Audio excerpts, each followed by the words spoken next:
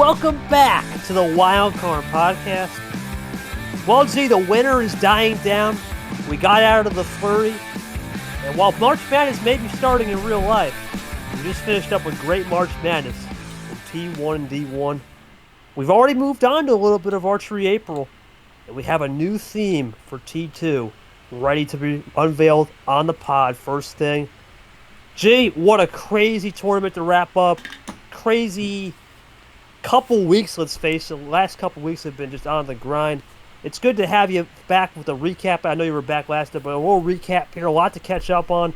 What were your thoughts here on overall the two tournaments finishing up T1? Thoughts on that? Yeah, I mean, I think we had a good ending in certain aspects for both. I think there were strengths with both tournaments, maybe some weaknesses on the back half. We'll probably get into those as we go to the breakdown, but overall was pretty pleased with how both tournaments ran, with some few minor issues with in February Flurry, and even maybe one or two small things with March Madness. But I mean, nothing's ever going to be perfect. So I think both tournaments were really good starts to the season, and let's break it down here and just our general input on what happened.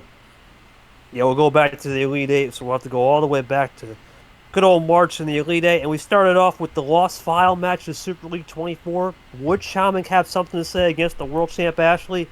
The answer was no, but it was closer than people thought. Chamek just, unfortunately, the split ammo, and that's the thing that we talked about. I said in the last episode, too. Actually, I just played Alan. Alan and Chamek played too similar. She had enough of a read, unfortunately, for Chamek, just not enough.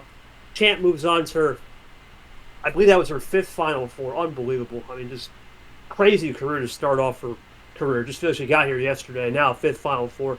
Thoughts on actually making another Final Four? I think it's her fourth actually, because she made the regional finals in T5, but right.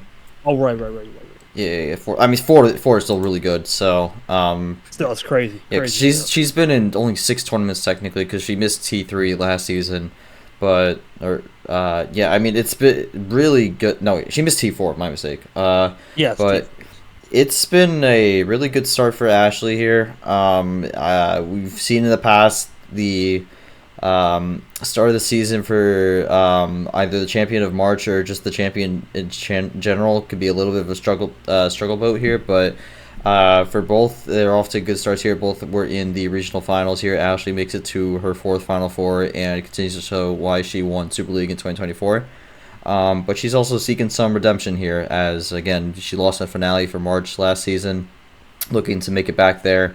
And, again, we already know what the result is, but as we go through the preview, we'll see what happened as that went on. But I mean, for Chamek, I think he put up a good enough fight, but I think there's just a few things working against him here that ended up with the result we have. But I am glad to see this matchup be played out, and I think and I'm also thankful we're not going to have the what if theory on if the DQ didn't happen, because Ashley kind of shut those down. But yeah, I think it was a solid opener to the round. But I think there was some better matches to come throughout the rest of this tournament. Absolutely. And the next match, probably a shocker right here.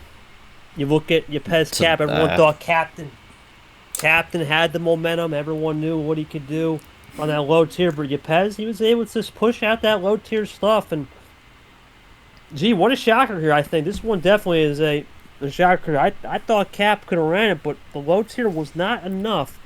Yepes found a way to play a little bit more of that two-dimensional look where Cap couldn't get it going on the upper tier. Made a +2 mistake that ultimately cost him in Game 7. Thoughts on Yepes making it back for his first Final Four in a very long time? I think it was Super League 23. KT, I got to tell you, I was not surprised one bit with this result. Yepes is on a mission, and Captain was not going to get in the way. There was definitely some rough patches for Yepes throughout this one, but again, the inner rage channel within him to have this run going was really the driving force in this one, and fortunately was too much for Captain to overcome, and Yepes was able to turn the low tier strat on its head for Captain and pull through to make the Final Four. Again, he missed the Final Four in every tournament last season, so it would be the first time since 2023. And if you want to just say regular season tournaments. It would be the first. This would only be, I believe, his second Final Four in his career for regular season, because the only other time he made it, I believe, was in the tournament he won in T4 2023. So Yepez making it back to the Final Four, and I mean, this is a really good start to the season for him after I think a disappointment and disappointing end to last season, and he is making sure he gets off to a fiery start to show he is here to play. Yep, Yepez back to their Final Four since that Super League 23, and of course his triumphant run the college team all the way back 2 years ago now. It's crazy how time flies. Now this game here, Toasty Nick, I don't know what happened here, G. Toast was not himself, was making fundamental errors, critical errors, a lot of errors that he even said himself after the game was not Toaster guy, and Nick just took advantage of it, and Toast had 2 or 3 wins in the back pocket, but misplays on reverses, misplays on typing, power play miscues, not the best from Toaster guy. Nick with an impressive win, but do you think Nick takes advantage of this? Because up to this point, dominance, right? He hasn't really lost anything. 1 loss here, 1 loss there, 2 to Seth, but at that point he was 13-5, or 13-4 in fact. Thoughts on Nick's dominant run so far here? I mean, it's definitely a surprising run here, but I did think at the beginning of last season Nick could have been a threat. I think it ended up being a year later than we expected, but really good run for the region for Nick, making his first Final Four, also becoming the first 12 seed to make the Final Four. Now 13 of the 16 seed lines that we usually use have made a Final Four. The only ones that have not are the 16 line, the 15 line, and I think kind of surprisingly the 11th line has never made a Final Four. So that's going to be another one knocked off there for the list. But it's been a great underdog run for Nick. We'll see what he does against Yepez in the Final Four in just a bit. But I've been pretty impressed with what Nick's been doing. And then for Toaster Guy, I think it's just kind of one of those days where he just kind of got up on the wrong side of the bed. Just didn't have what he needed for the game, so I think he'll take that and just learn going forward and come back stronger. Well, the last game, G, was me, and this one, unfortunately, was a unexpected game. And even Lane said we had a bunch of issues with stream issues. Couldn't get the stream started on time. It took an hour delay. Game started to run until about 11:45, and neither of us had any energy at the end of it. Somehow pulled through. Half asleep, really. Both Lane and I really were. Got back to another Final Four, a 5th one of my career. That's all I kind of do in March, right, G? I mean, is there anything else to say? I don't got much. I mean, fair play to Lane. He got the vet class. That's what he really wanted at the end of the day. Because Toaster guy only got 1 win, so congrats to Lane on that. As well as Nick, he won the novice class. And then we'll talk about the legends, of course. Chomik with the loss. Still had the Masters until Goldie got the rookies. But thoughts on Lane's good run. A good start to the year after a Super League and, me making it back to their Final Four, as usual in March. I would have reacted with a soundboard of someone making sleeping noises, but I can't find it, so oh well. But yeah, weird game, but again, you make it 3 for 3 in the Final Fours for March, so keeping the streak up. But that sets up a rematch of the finale from last season between you and Ashley, so we'll cover that matchup. I think are we going to start with that one first, or are we going to start with Nick Yepez first? But no, we'll start with that. That's fine. Yeah, okay, we could transition into that, but I mean, again, I think the real big thing is just making 3 for 3 Final Fours in March. Just something about T1 works out well, but again, I think these runs are crucial because tournaments the mid-season just is you're just not really great in the mid-season. So having these good early runs to start the season, getting yourself higher up in the standings to begin, and then going from there, I think it's just good to be able to cushion some of that blow that you've seen the hat in the last 2 seasons with the struggles in Tournament 2 to Tournament 4. So again, we will see how that finale happened, but I think Lane is continuing his good form. I think this was a weird match, but again, this kind of arc of Lane being a contender now is still continuing, because I remember early 2024 he was just nowhere to be found, and especially even in the later half of 2023 just was not really someone you'd think would be a threat to make the Final Four. But I think it was a good tournament, all things considered, for Lane. We'll see what he does going into T2. Absolutely, and we'll go to that KT Ashley game. Another game where JT cannot find any luck on the stream. We were delayed again, this time with API issue. But after that, we played the game. First time in my career, I can actually say this was one of the best losses in my career. There's some losses I've had. It's just been terrible, right? Out of my control. Nothing I could have done. This one, it felt fair. We played 600 cards almost on a table. I think that was the greatest match of all time I've played. The March finale was probably as close to it, but it was Ashley again, right? I knew what to expect. Don't mind taking the L here. Kind of knew the end result anyway, behind the scenes with the whole third place game. But great game. Congrats to the champ. I shook hands with her after. We had a great conversation after the game for a little bit. I got nothing but respect here. This came down to the last game where I was at Uno. She pulled the KT Classic on me. And unfortunately, I just didn't have a power play in the back pocket. I had to use the game 10 to get to the game 11. Champ did a fantastic job. Very respectful. I don't think there was one start below 12. I think there was not one single start below 12 or 11. It was an insane game, all upper tier. Thoughts on this one? Definitely a game of the season. Everyone enjoyed it. It was great. Yeah, I mean, I thought it was a really good match. I wasn't in VC, but I was watching from the side, and real good back and forth. I think everyone was expecting a really good match, and that's exactly what we got. I don't mean to spoil anything, but this was, out of the matches we're covering, that was probably the best match of all of them. Not trying to give a massive spoiler on the remaining two, but I thought it was a really good match. Both really brought you and Ashley really brought everything to the table, and in the end, Ashley does get some redemption for herself after losing the March finale to you. Beats you this time and makes it back to the March finale, so she's 2 for 2 on that, and she's making a little bit of a March streak for herself in the league. So yeah, I think this is only the second time in league history that an overall number 1 seed makes it to the finale, and I think the only time that happened was to Pier in D2 Tournament 2 last season. Correct me if I'm wrong on that, but I can't recall another time that happened. But again, Ashley with a phenomenal start to the season, again making it back to the finale. Won Super League last season. Now she's back to the finale where she's looking to get redemption here. We'll see how that finale went, but again, all things considered, I think that matchup between you and Ashley was phenomenal, and couldn't have asked for much better. Absolutely, 4th finale too. That's unbelievable. That's T1, 2, T1, and then Super. Yeah, 4 finales in her career out of 5 or 6 starts. Insane. It's all she does, man. Definitely a legendary player. Now, the other game, Yepes Nick. Yepes even admitted himself, too many Plan A wins. Shouldn't have lost this game 6-3. He just decided to play this lower tier stuff and said, okay, well, Nick, you win on the upper tier. We'll try to go low, try to 5-carder, try to spice it up a little bit, and that started to become the storm. Nick needed that advantage in game 11. I'm going to be honest with you, that was a tough act to follow. The Ash KT, they played right after. Not the best game, but Nick took advantage of it. He takes care of Yepes. Unfortunately, the Yepes revenge tour ends here, but a solid run for him regardless, you got to think. 4 wins on the board, similar to myself. And now we'll reload for the 3rd place game and then T2. Thoughts on that? And your thoughts on Nick making a finale as well?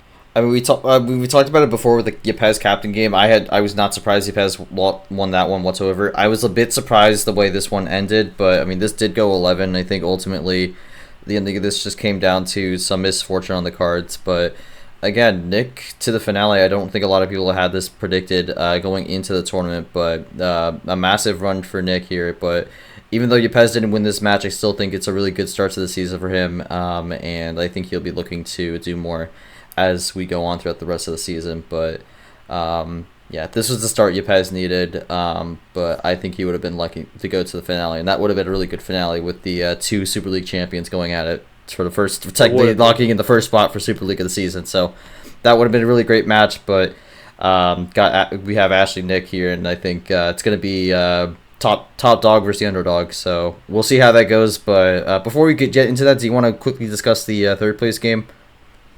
Yeah, so Caesar and I, of course, in the off season, we had talked about this new rule change. We wanted to do a CSR rule change where we're getting rid of MCSR. We decided to experiment. What it is 16 and 17 cards would have to be forced on the opponents. So that's why we gave a bronze medal for both. I knew the rules going in, and of course, I told you, Paz, it's probably not right to place a medal on this game to one person, so we both got the medal.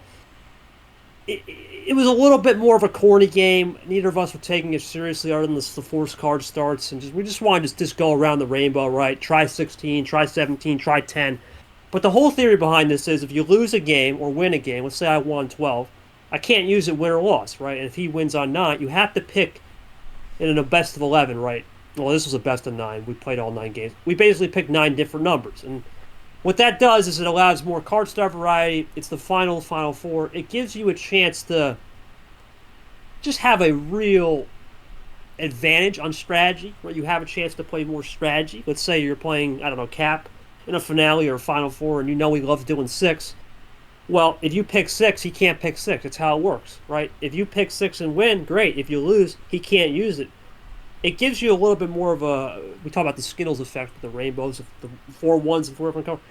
Similar effect where you have to know how to play the opponent, right? Know their card start and kind of guess at what they might or may not do. And they may guess, let's say Cap is, he knows we like upper tier, let's say he's playing me. Well, I'm going to try to steal 12. Doesn't matter, KT can't use it, right? So he's got to go to something different. I think it's great. It's hard to read right now. We're going to do our test session with it. I'll kind of save this topic for after the finale. But basically, Yepes won the game, but let's face it, Jay, it doesn't really matter who won. We both got the medal. But I'll talk about that after, because this is where I want to talk about the finale. Obviously, 2 things with it. We're going to go right into the finale, and then I'm going to circle back to his rules. First off, I know it was a week later, right? We have addressed that. I talked to Nick about this, right? You got to play right away. We want to make sure it's played right away. That situation got resolved. Now, the first 3 games, business as usual. Ashley goes upper tier, right? Thinking everything's going to be a good game here. Okay, champ's running. All right, Nick goes to 7. Okay, gets a card luck win, no problem. Then he goes to 8. Another card luck win. So I'm thinking, this is where, does he go back up or does he go lower? He goes back to 7. And right there, I knew as soon as Ashley lost that game, I knew it was over. In my heart, it's over. Because now this is the second time in her career where it's the same thing. The 5-6-5 with Cap and T2 finale back in the 0-4 Ocean, Aquatic April. It's just so hard to combat that. And I think the problem is, it's nothing Nick did wrong. He did absolutely right. He played by the rules. He played the system. Fantastic job, right? I think the reason why we have those third-place rules is we want to see more variety from the players. Even myself and Ashley, great game. Nothing wrong with it, you think.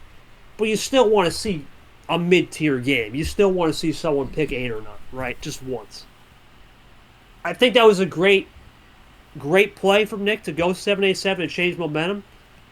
I just didn't think it actually turned the whole series and he went 7 straight. No one saw that coming. I talked to Ashley. Obviously, was pissed off about it. I understand. Right, from your position, this is now 2 times. I know her and I know Alan as well got burned on this. So they feel, okay, we need to change the rules. That was part of it. I think really now we talk about the third place game. If you look at the game log, if Nick wins on 7, great. He wins on 8, that's fine. But he can't go back to 7. He's got to go 9 or 6, right?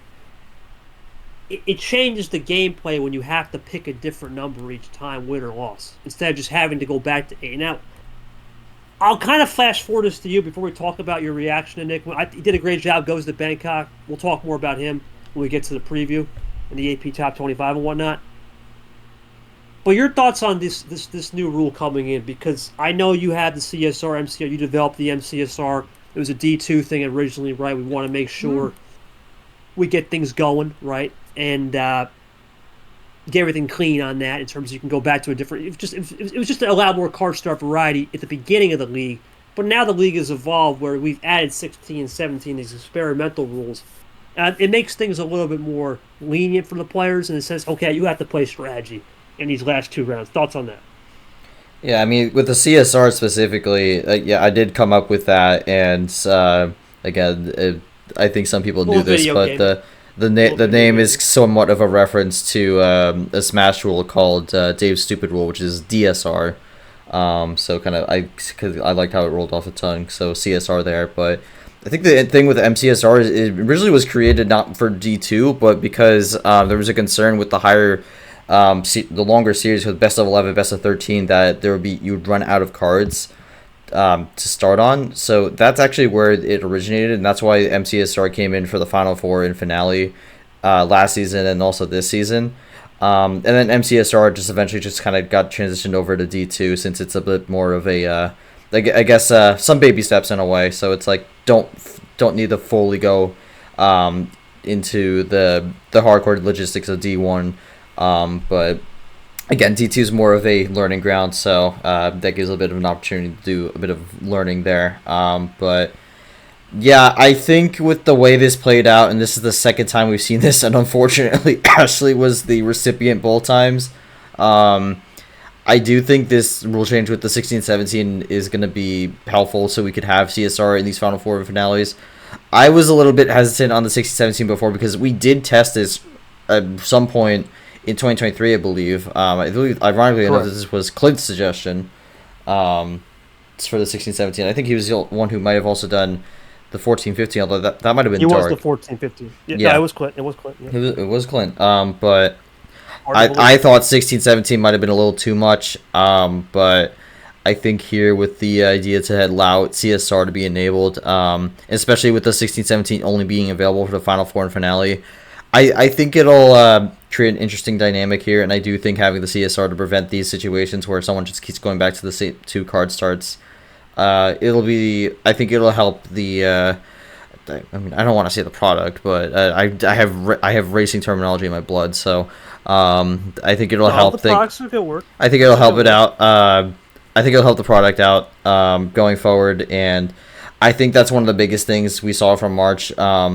I think competitive, it was great, but I think from a spectator perspective, it could have been better. I think it was a little weak on that side of things, but again, I think it's about finding that balance, which you're not always going to get all the time, but I think things like this will help where we don't have situations where it's just seeing the same thing over and over and everyone's just kind of getting frustrated. So that's not to take anything away from Nick. I'm very happy for Nick that he won, and I say this again. I had him in my Super League predictions last year. That didn't pan out so well, but I mean the running joke I've had is that I was just I read the wrong year when I saw the future. So again, congratulations to Nick on the March Madness victory, and again, only 12 seed to make the Final Four, and now is the only 12 seed to win a tournament. So big congrats to Nick, and for Ashley, I mean it's still a really good start to the season, but I know she wanted that March Madness finale win, so she's going to be a little bit bitter after that, but I think she'll be fine to bounce back in T2. Yeah, Ashley going for 100 career wins in T2. Hard to believe. Like I said, still a Hall of Fame career already. It's only year 2 of her career. But the one thing I will say, and I'll speak for, I guess, Ashley, Allen, and whoever else got burned by this in the past, we're going to change it. Obviously, Caesar and I, great competition director, shout out to him. We are going to change it. We're going to make adjustments to it. Use this as a T2 test ground for the third place game, and if everything goes, we'll use it in T3. That's the plan. If not, we'll have a focus group as soon as T2's over, and we'll do a focus group with that to give some people who are open to it a chance to try it out. And if that focus group goes well, then we'll do it for T4. But regardless, it's here coming in T3 or 4. It's going to make these finales and Final Fours better, G, at the end of the day. I felt sorry for that game because, remember, it's not just the players, right? I was hosting this thing, and you kind of lose motivation because you've seen this before. And you start to get those, I don't want to say PTSD, but you start to get those flashbacks of, damn, here we go again, right? And there's nothing you can do as a host. You feel sorry for the player that's getting torched down. Because Nick even admitted, I mean, there was some games he only had 2-turn wins. It's like, oh, what are we doing here, right? And I think that's what makes this bot great is when you have every single card start getting used. That's why you don't see that a lot of hosings in a regular CSR game because you have to go to a different starter, right? And that's the intensity of a best of 7 or a best of 9, a best of 11 or a 13, in fact. And you're just using 6, 7, 5, 8, just the same numbers all over again. it can get too constant. It can only screw one player at the end of the day, and how it works the two sides of the coin. You get the heads or the tails, and unfortunately for Ashley, she was the old tails there. All right, she wasn't the heads up. It was just the tails move, and got to move forward. I think she will. It's a world champion for a reason. For Nick, congratulations on joining the March fraternity and myself and Peter. I guess the only question, G, I know Peter and me, if we basically won March and took the year off. I mean, let's face it, Peter didn't do nothing, really. He kind of did his thing in the resume department, and similar thing with me. I didn't do anything really last year at all other than win March. And then, do you think Nick follows the same fate, or do you think it's a little bit different considering he ain't Peter and me? I think Nick should try not to follow the same fate because we saw what happened in Super League for both Oncheck and you. Just didn't have great performances, all things considered. I mean, you could obviously throw in a few factors here and there, but that is the common trend between the two. That is the common trend between two, ultimately, where you both won March and then just didn't have a great Super League showing. So I think for Nick, he wants to be still going at it. I mean, I always hate the idea of letting off the gas. I do personally think that's kind of dumb. But I think for Nick, he should be definitely trying to keep things going here. Doesn't necessarily have to win another tournament, like make another Final Four per se, but I think getting some consistent Sweet 16s, maybe another regional final appearance, I think that'll be good to help keep some momentum going throughout the season and get that high seed secured at least, and hopefully have some momentum going in the Super League to possibly get a run going, because we've seen the March winner last 2 seasons does not have a really good showing, so he's looking to avoid the same fate there. Yeah, we'll see how that one goes. We'll talk about that when we get to AP Top 25. And that will do it for March. We'll go to G with the little February flurry. How do we do with the Final Four stage and the Elite Eight? Or was it just the Final Four? Elite Eights. We had one match that happened. Luke. It was Luke Taco. That one happened. That was a 5-1 Luke favored. We don't need to go over that one again, but Luke was pretty much the favorite going into the regional finals, and he walks out of it the favorite in the Final Four. But we'll start from the top here. Gio Nathan, in the Arctic regional final.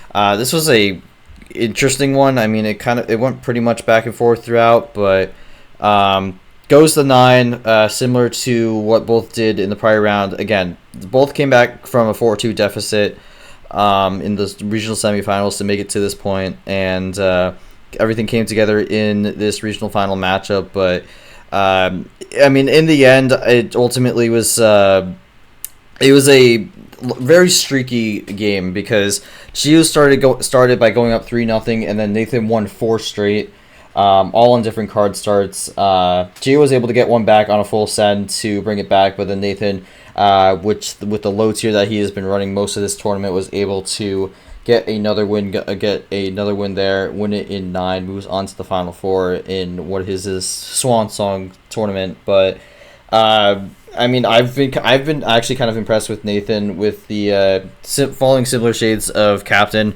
with this run with the low tier, and we've seen how that kind of just works sometimes. And I think really the biggest thing for Nathan with this run was just the mentality, and he did talk about it during one of the mid-game questions during one of the streams, but he's just making sure he stays locked in, focused, and if he has a bad hand, doesn't get discouraged, just trying to keeps his head up and just works it out. So I think the mentality for Nathan has been the biggest part of this run to the Final Four. But I mean, any comments on this matchup, anything you saw from Gio that you think has promise going forward into the season, and just thoughts on Nathan making the Final Four?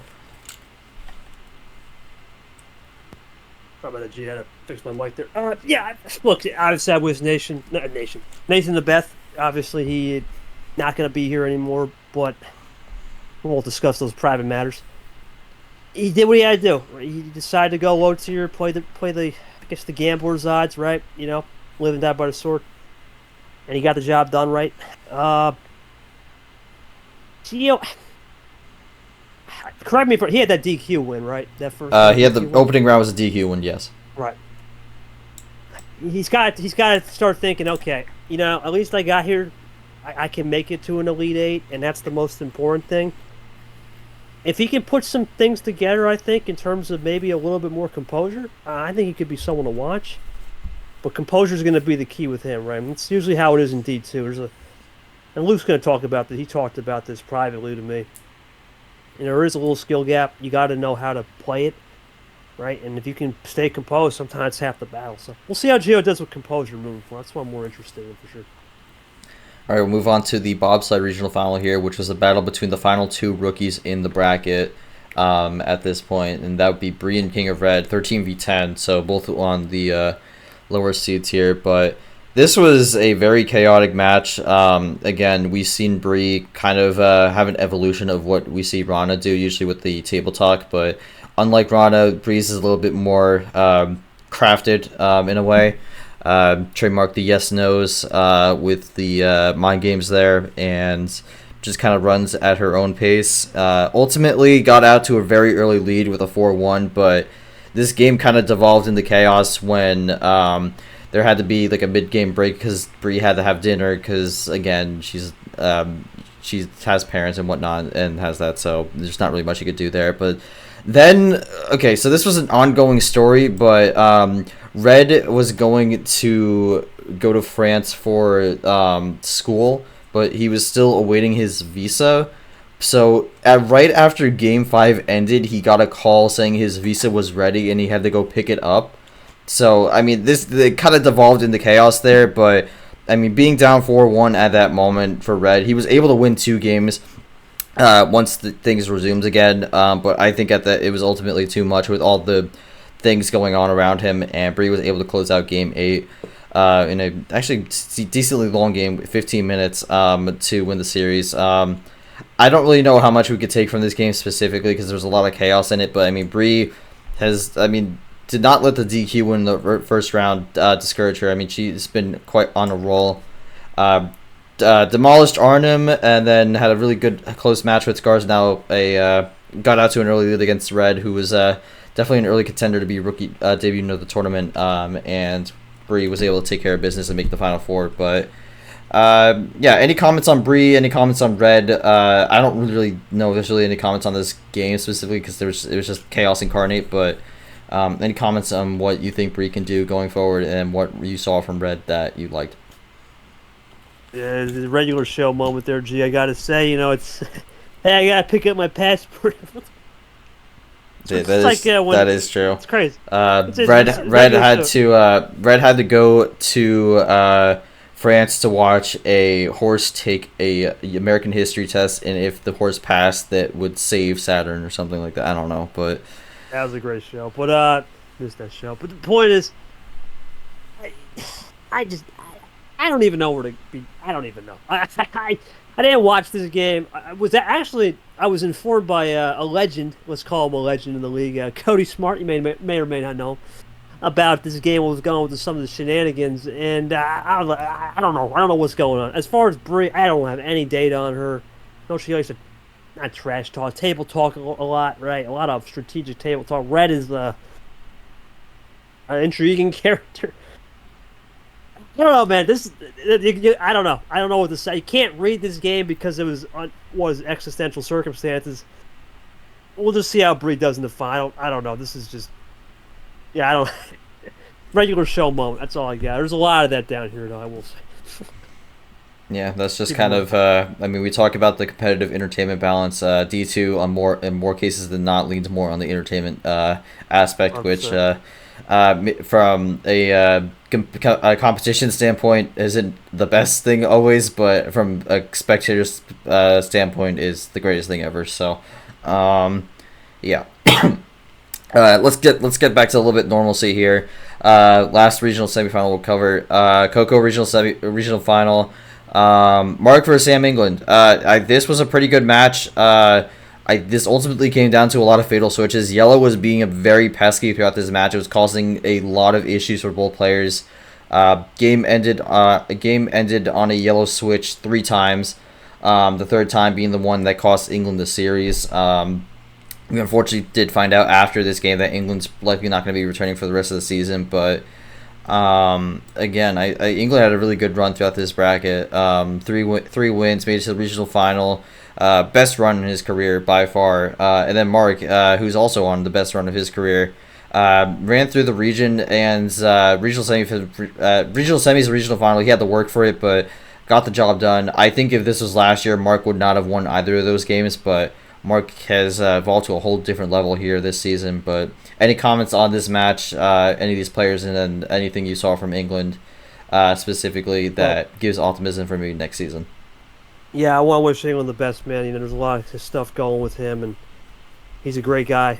Known him for years now, a couple years, and great dude. Wish him the best.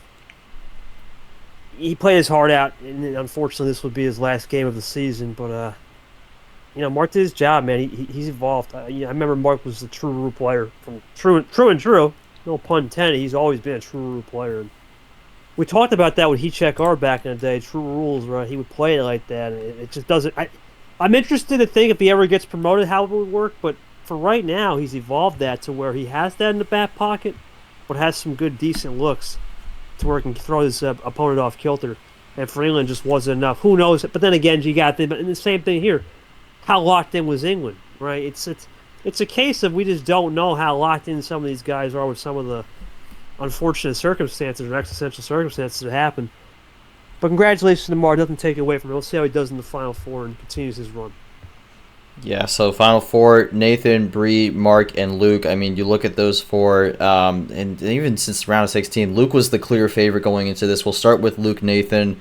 Real clash of styles here. Luke, someone that a lot of people were expecting to be a huge contender in the D2 Championship, and then Nathan, who again is bailing out after the February flurry, so looking to spoil the party. But this one got off to the start that it usually does for Luke here, where he got out to a relatively early lead. Brought things up to a 4-1 here, but lost the first game, but won 4 straight. Again, it kind of goes back into the streakiness. It also included 2 games that were under a minute, and that's where we kind of talk about with Nathan with the 5 cards, the loads just sometimes backfiring. Both those games were on 5 card starts, and that caused things to go a little bit haywire with Luke going up 4-1. But Nathan did bring one back, made it 4-2, but Luke got another one on his homestand, which was making it 5-2. And Nathan's back was really against the wall here. He did put up a good fight, navigating the deck a little bit to bring it up to 5-4, but Luke was able to close it out with the power play on 6 cards in Game 10 to close the series out and make it to the finale. For Nathan, run ends here, but I think a Final Four to end what likely will be his career for now, I think, is a good way to go out. But any comments on this game and Luke in the finale? Was one of the preseason favorites, and he is living up to it. Yeah, I think Luke, for him, I had said him and Rune would be my championship picks, and he lived up to the billing, man. He did a great job in that game. But then again, Nathan wanted to go out with a bang and went out with a bang. So really all you can ask for from a guy, he was in his last tournament. I think what I'm going to say right now, though, is for Luke, calm and grounded. Stay calm, stay grounded. First finale, right? You have no idea what to expect in the best of 11 after we changed the rule.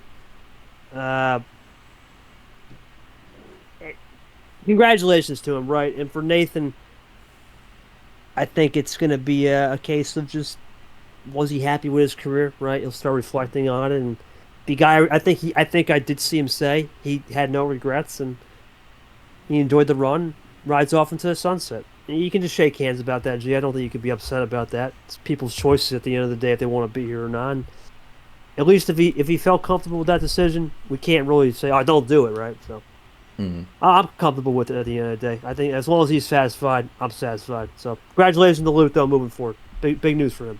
Yep, and then the opponent here going to be between Mark and Bree, and this was a real back and forth throughout. Neither gave an inch whatsoever. I don't think the lead did not. No one got ahead by more than 2 games at all during this series.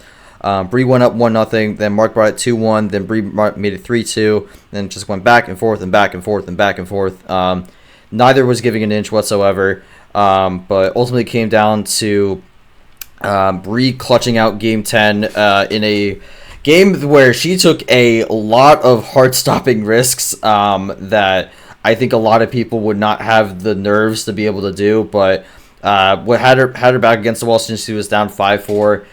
Made some very risky plays with Mark still having the power play, and ultimately found a way in Game 10. But Game 11, Mark went with the full send on 15, was able to kind of roll through with the cards and use the power play to close the series out. Mark on to the finale. But, what a great showing from Bree.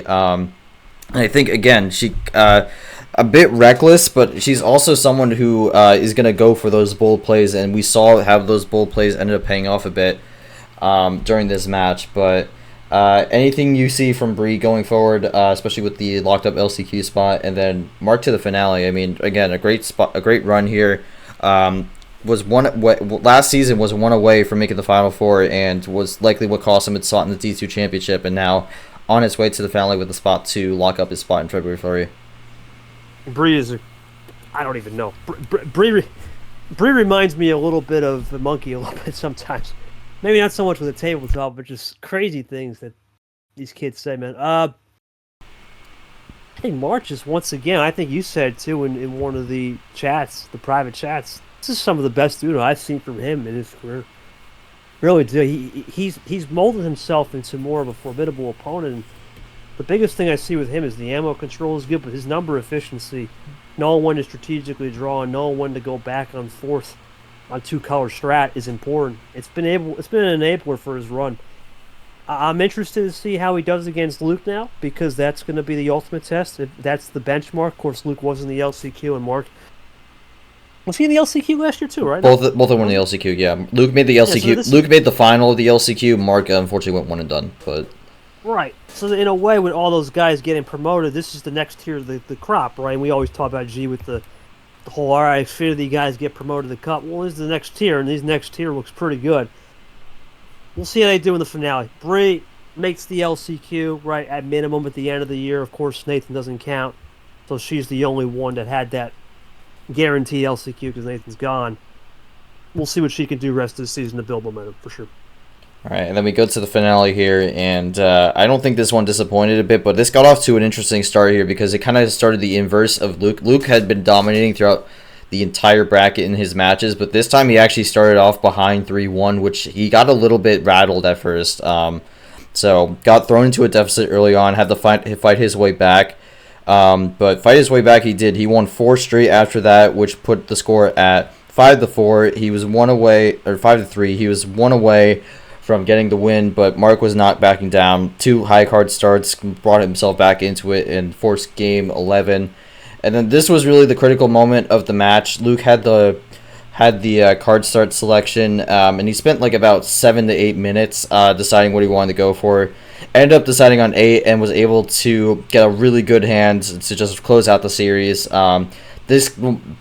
This one just came down to the card start selection on the final game, and Luke after a long thought, picked correctly and ended up winning the series and winning the tournament. So, again, I think it's not the ending a lot of people were expecting, but I think ultimately came down to a decision, which most of these games do, and Luke ended up picking correctly. So, Luke wins at 6-5 in the finale. Congratulations to Luke. Was one of the favorites to win this tournament and ended up winning the tournament, which you don't usually see too often in this league, but Luke was able to overcome the trends and do so, and now he has locked his spot up into the D2 championship and is well on his way to potentially move himself up into D1 next season.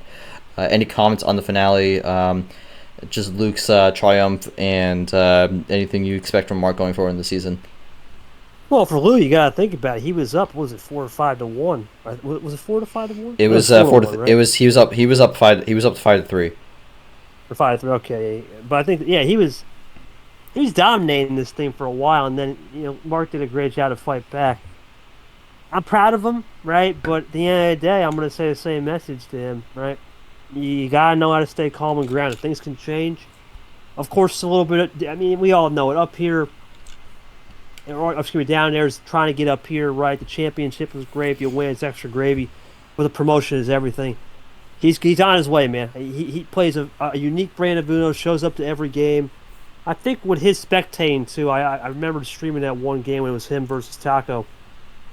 And the way he was able to be creative with his looks has just evolved so much from when I first played him in that test game way long back ago. About a year and a half ago now, yeah, about a year, or even a year ago with the bot. And that just shows you that a lot of things can change over the course of the year. And the same thing for Mark, right? He first played on the bot, who knows? It was just take a shot in the dark, right? And now he's evolved his game.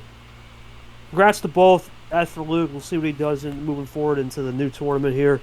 which we'll keep rolling with D2 with G. So we started that up a little bit. Not a lot going on yet, but start it up. And then move forward. I think this is what Luke did. Only best of 11 so far, right? I believe of the year. So he gets that to his name and wins a major. Yep. All right, so that'll do it for the February Flurry. Any general final recap thoughts on the tournament itself? And here's what I'll say about that. Right, there was two sides of it. Right, the round one incidents. There's nothing you can do. I mean, the round one incidents. There's stuff we did discuss that we could do better. I know Caesar, myself, Yoshi, you, and Short had that meeting, but for the most part, after that, it was clean. It's just commitment's key. We lost some key figures. Right, losing Nathan's unfortunate. Losing England was really unfortunate. But what are you gonna do? At the end of the day, it's D2. There's only so much you can do. We're in a box sometimes. I think at least Luke winning as a favorite, right, helped a little bit. It softens the blow. I know I know a lot of people like the underdogs through. I know I'm not the most. Listen, underdogs are great, but for me, I always like competition. I don't mind seeing favorites win. Cream rising at the top. I personally don't mind that, right? I mean, let's face it, you got to think it's biased, though. It's been my whole life, right? I'm always the guy at the top. Everyone's at the top of the chain, right? So it's hard for me to relate to an underdog story. However, at the same time, I feel like you guys were the underdogs in this in terms of hosting because you had to develop a little bit more after the round one, adapt and be creative, and you guys became top dogs at the end of it from round two onwards. So I can relate more to what you guys had to go through in a sense, okay, it's not easy, but you had to go through the mud, you got out of the mud, and then boom, the car and the old jet ski or whatever analogy you wanted, then got out of it, the old bog pit, and you move forward. And we'll see what happens in T2 with the theming, and of course, it's Archery April, but we'll see what happens in terms of where we're at right now with that. We'll move over to that topic right now. Go for it. Sorry about that. But yeah. Yes, sir.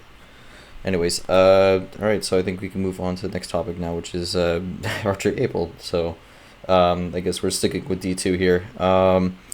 Yeah, I mean, technically, I don't think I want to jump into like the matches yet because we do have had a few matches going on, but I think it would be a bit of a weird breakup since the rounds like only maybe like a sixth of the way through.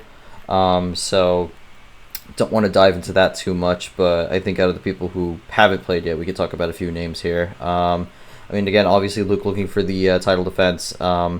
Tapir did it last season in April Airwave, won back-to-back. Do you think Luke could go back-to-back here, or do you think that was just a one-time thing that Tapir was able to do?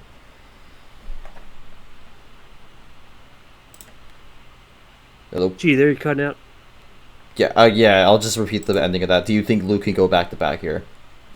Tapir did it last year. Yes.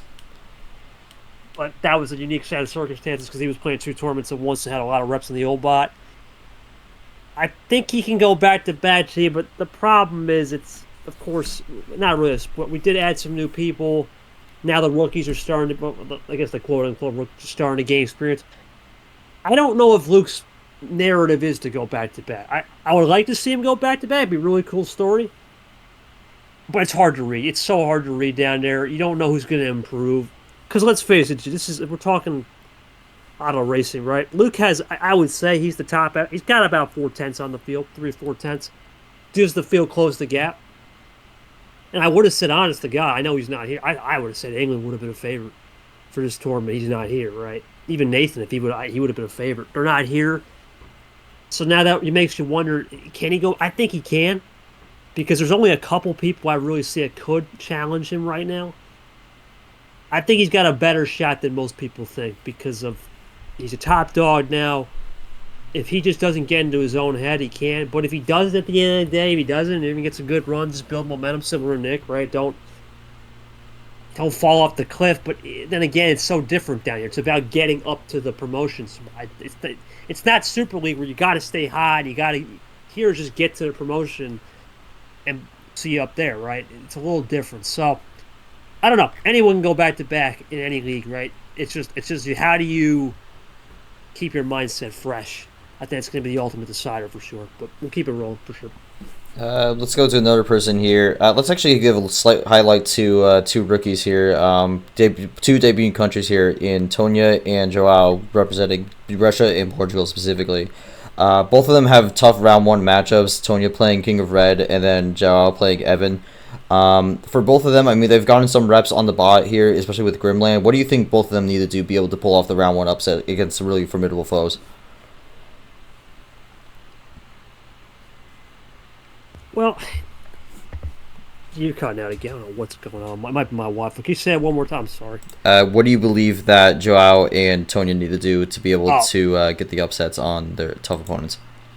Well, I don't know, man. It's they're with these guys. You're just throwing a dart, right? You're throwing a dart. They're gonna have to stay composed, right? That's the one thing. It's just stay composed. Don't get caught up in the moment. But it's so hard for me to know, G. I haven't seen him test, unfortunately. I didn't do any of their testing. I don't even know. They might have just got approved by something else on testing. I don't even think they tested with me or Caesar. So I have no data. They just got to stay composed and don't get too caught up in the moment with an inferior opponent. It's how it usually is when you're the underdog. Don't get caught up. But now, if they get up one or two games, then it's a little bit different.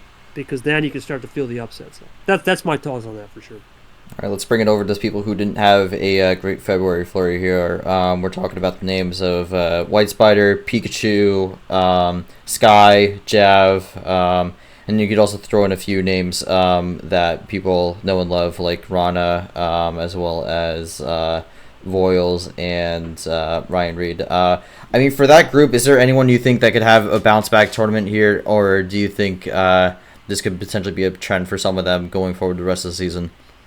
I mean, White and Pikachu have to be the number one favorites for that in terms of bounce back. They were 1 seeds in the last tournament, and sometimes when you get punched in the mouth, right, you take that first bullet, you gotta know how to get back up from it, and they don't want to not take the I guess the downward train to Nowhereville. I guess you don't want to go back to mediocrity when you're at the top. You want to stay at the top. But it's not easy, right? There's a reason why the old saying is lonely at the top for a reason, and only Luke's at the top of the mound. I think they'll get there. They'll get their bounce back, but it's about finding rhythm with the ammo control. They're pretty good players. I've seen their plays. Find rhythm with the ammo control. Find rhythm with the number efficiency. I know, White Spider especially. He's got to find rhythm with some of the command chains. He struggled with that in the past, and see if we can do that. Pikachu, we know he plays that rapid, speedy pace. Can he dial that back and play a little more pace management and get a little offset? We'll find out.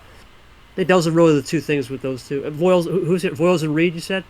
Voiles and Voiles Jav. Those are some of the things I mentioned. Oh, Jav, excuse me. Also Rana, because I know some people want to throw that name in there. But Rana's just show up on time. That's basically what I gotta say with that. Just please don't be a bozo. As far as Voiles, look, he's got to work on it. He's got to work on a lot of things.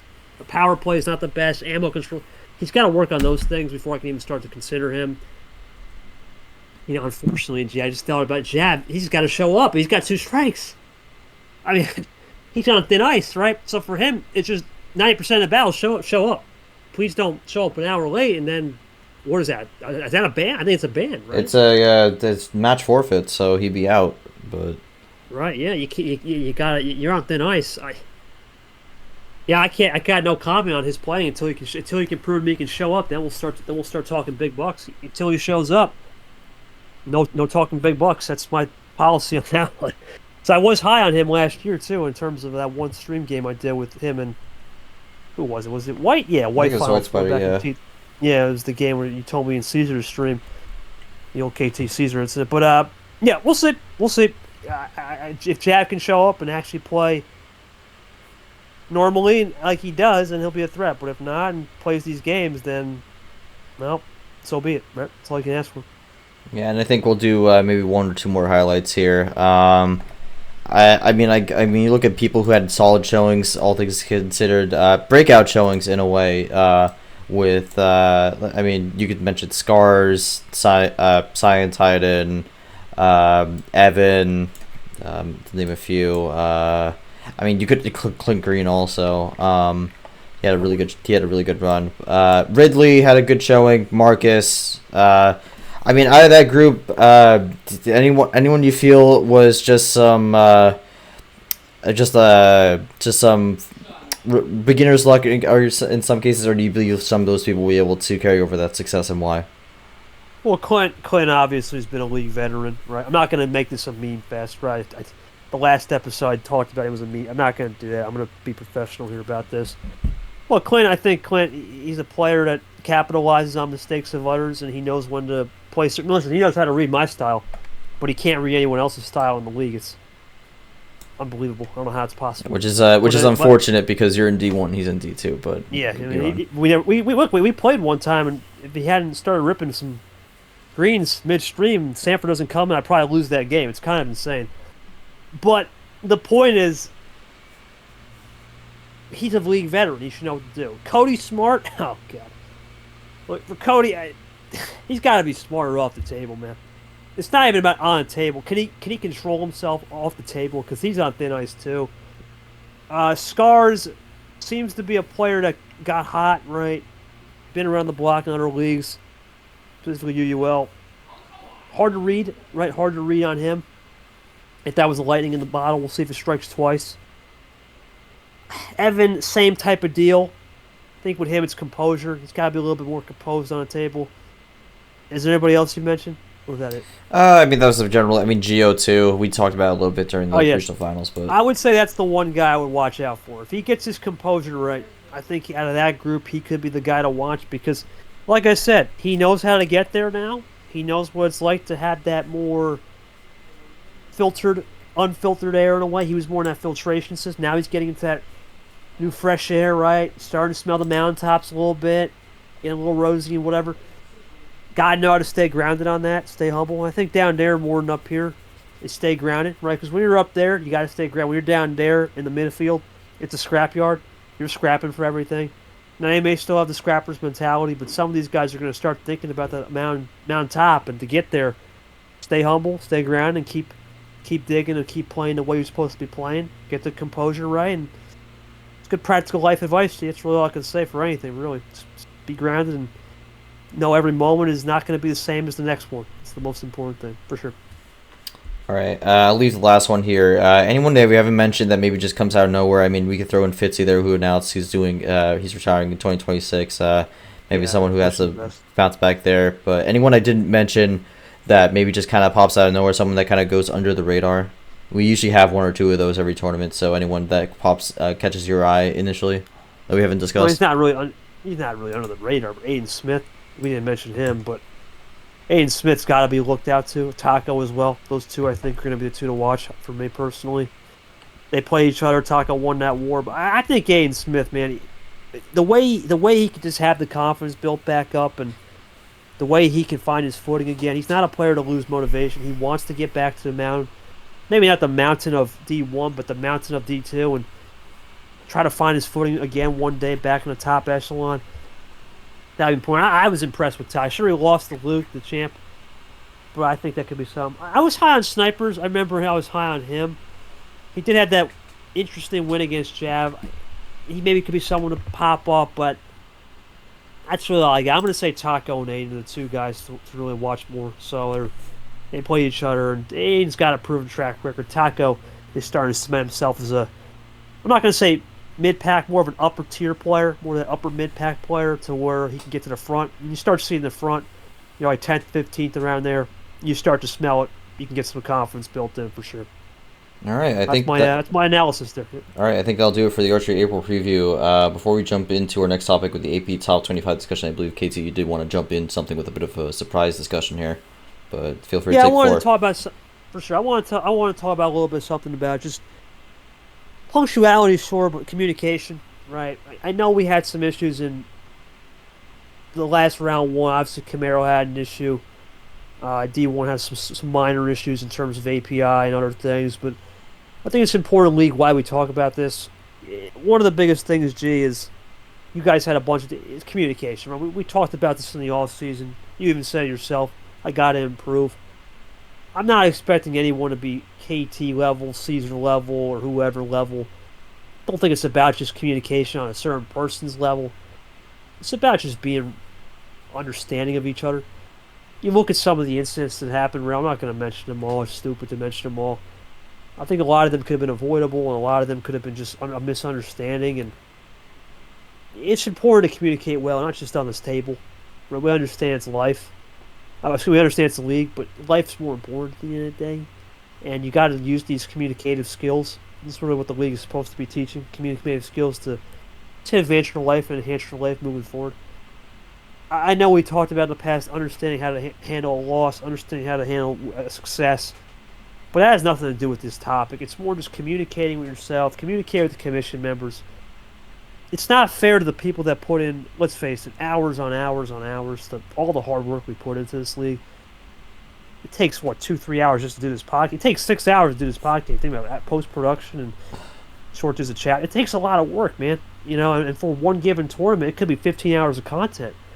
Or on just podcasts, and then you talk about other things with the league, post meetings, and you're looking at easily 300 hours of manpower, both divisions, to run one tournament up here from the hosting side and streams and all that. And that's not what's the word? Exaggerating the truth.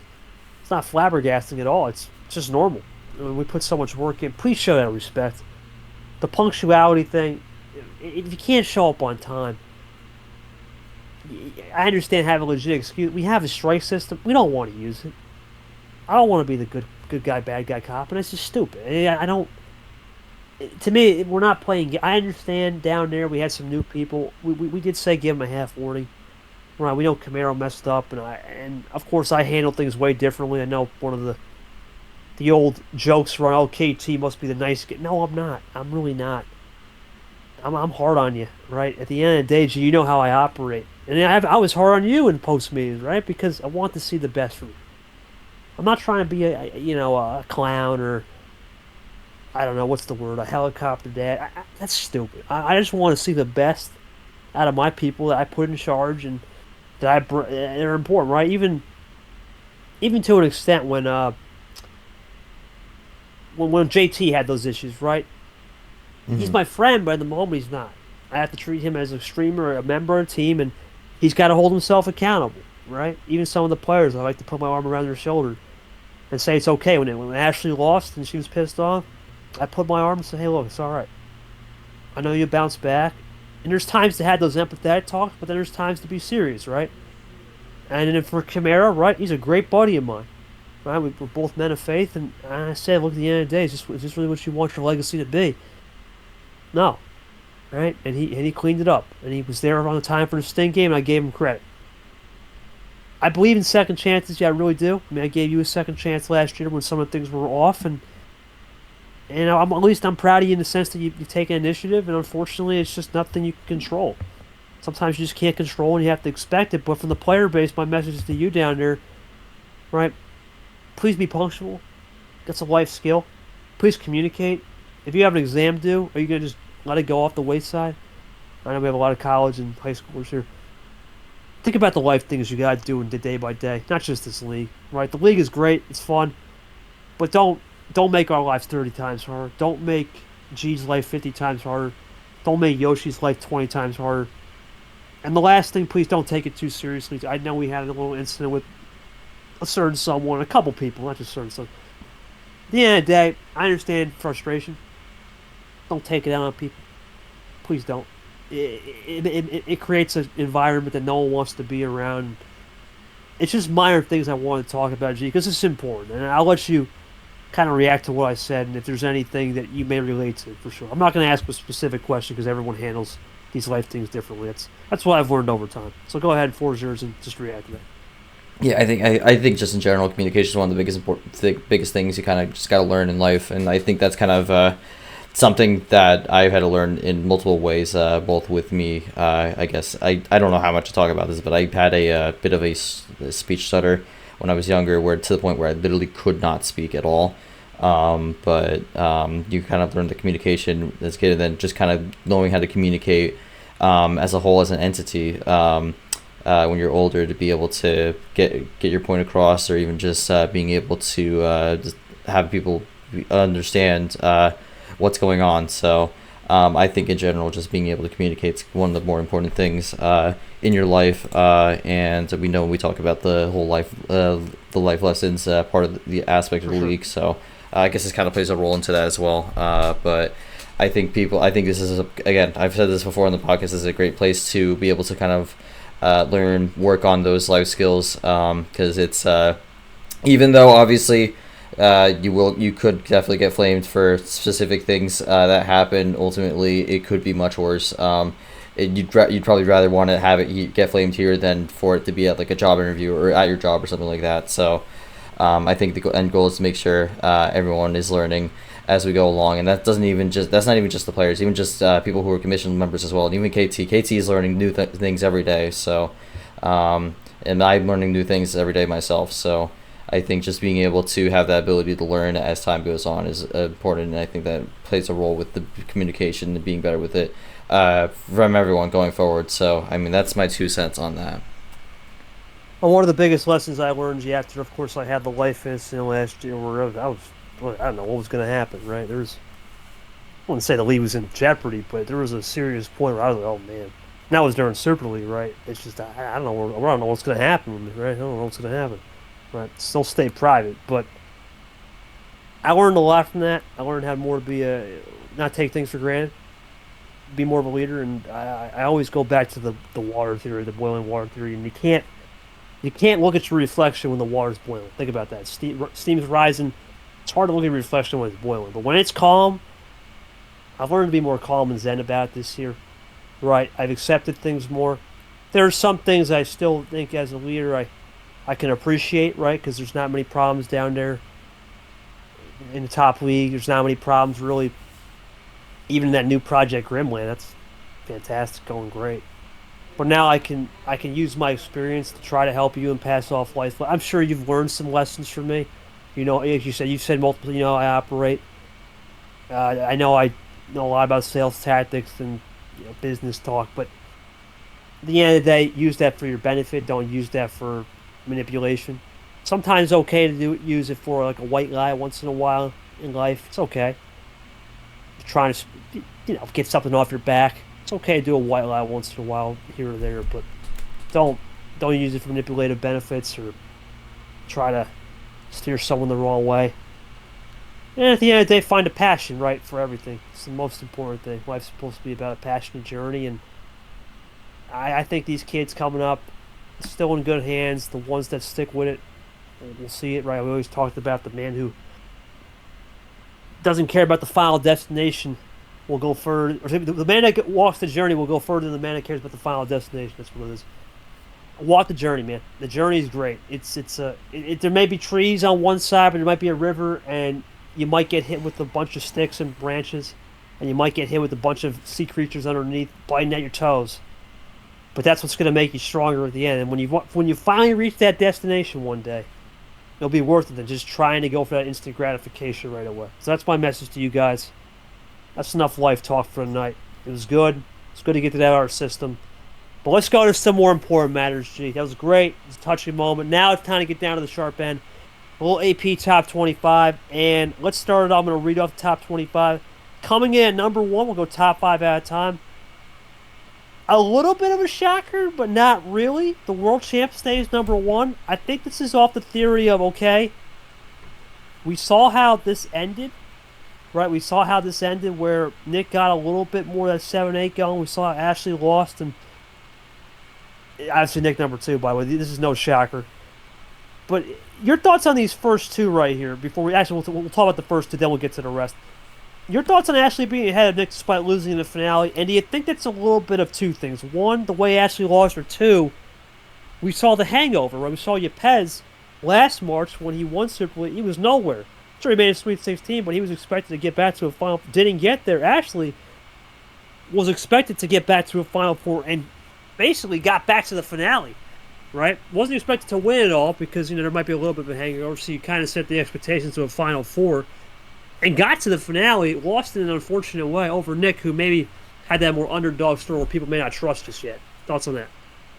I'm a little surprised with how this went. I had Nick as my number 1, mainly because he won the head-to-head between Ashley So I'm a little surprised with the fact that Ashley still stayed number one, but again, I mean, Ashley came in as the world champion. I sort of get it, but it's also like Nick did win the tournament, so again, I don't really know, but I think it's an interesting start with how this goes. I feel like a majority of this AP Top 25 somewhat lines up with how it goes for how the result ended up in terms of the final standings, but yeah, this one I was a little surprised about, but again, it's kind of the thing with the AP Top 25s since it's early season. It's kind of sometimes you're gonna have those disagreements, but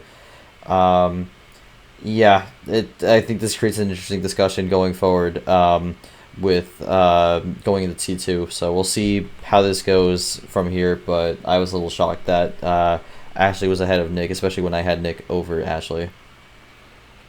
Yeah, I will say there's not much to go off of. There's no quad systems at this point. It's really just subjective. We will run it back again for T2. New rule change this year. No super review after T2, which I think is fair. There's really no points. T2 is still early in the season with 5 tournaments up here. Just start worrying about that mid-season when we get to May. That's when things start to click in. Really, well, now at this rate, or more late May. All right, so around Memorial Day around there, we'll start clicking that.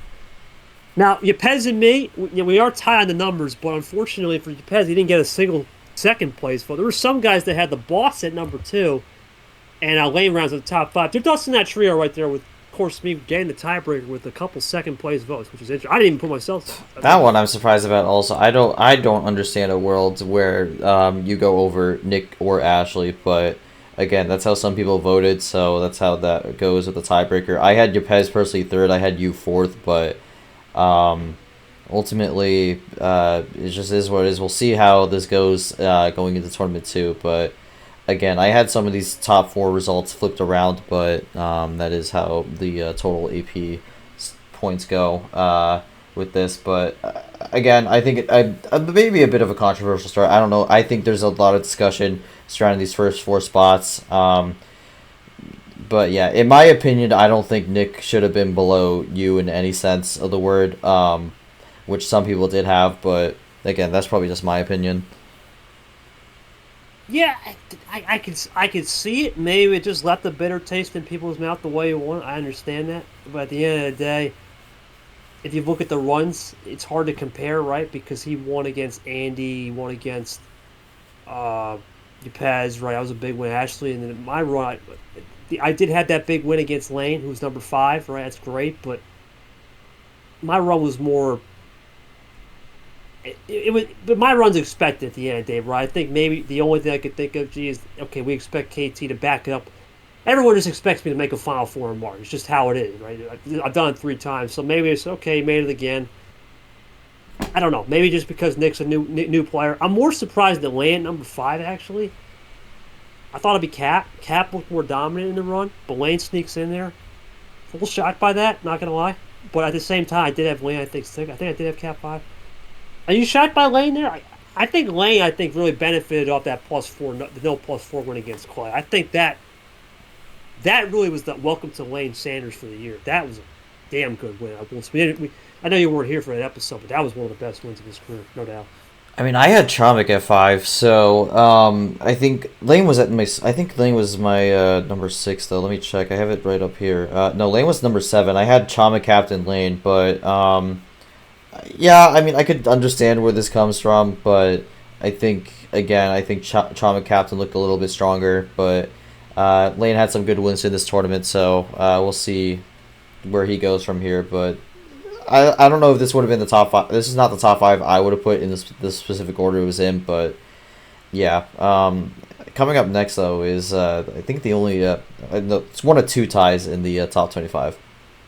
Yeah, Chomik and Cap both had a 5th. That was the highest they tied.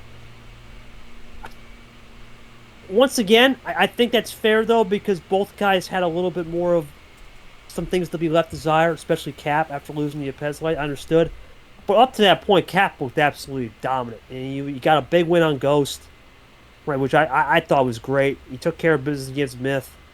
All right, he took care of business against Riders, sure, but he seemed to really have a dominant run. Where at one point, I'm pretty sure he was 13-3 entering that E8 game.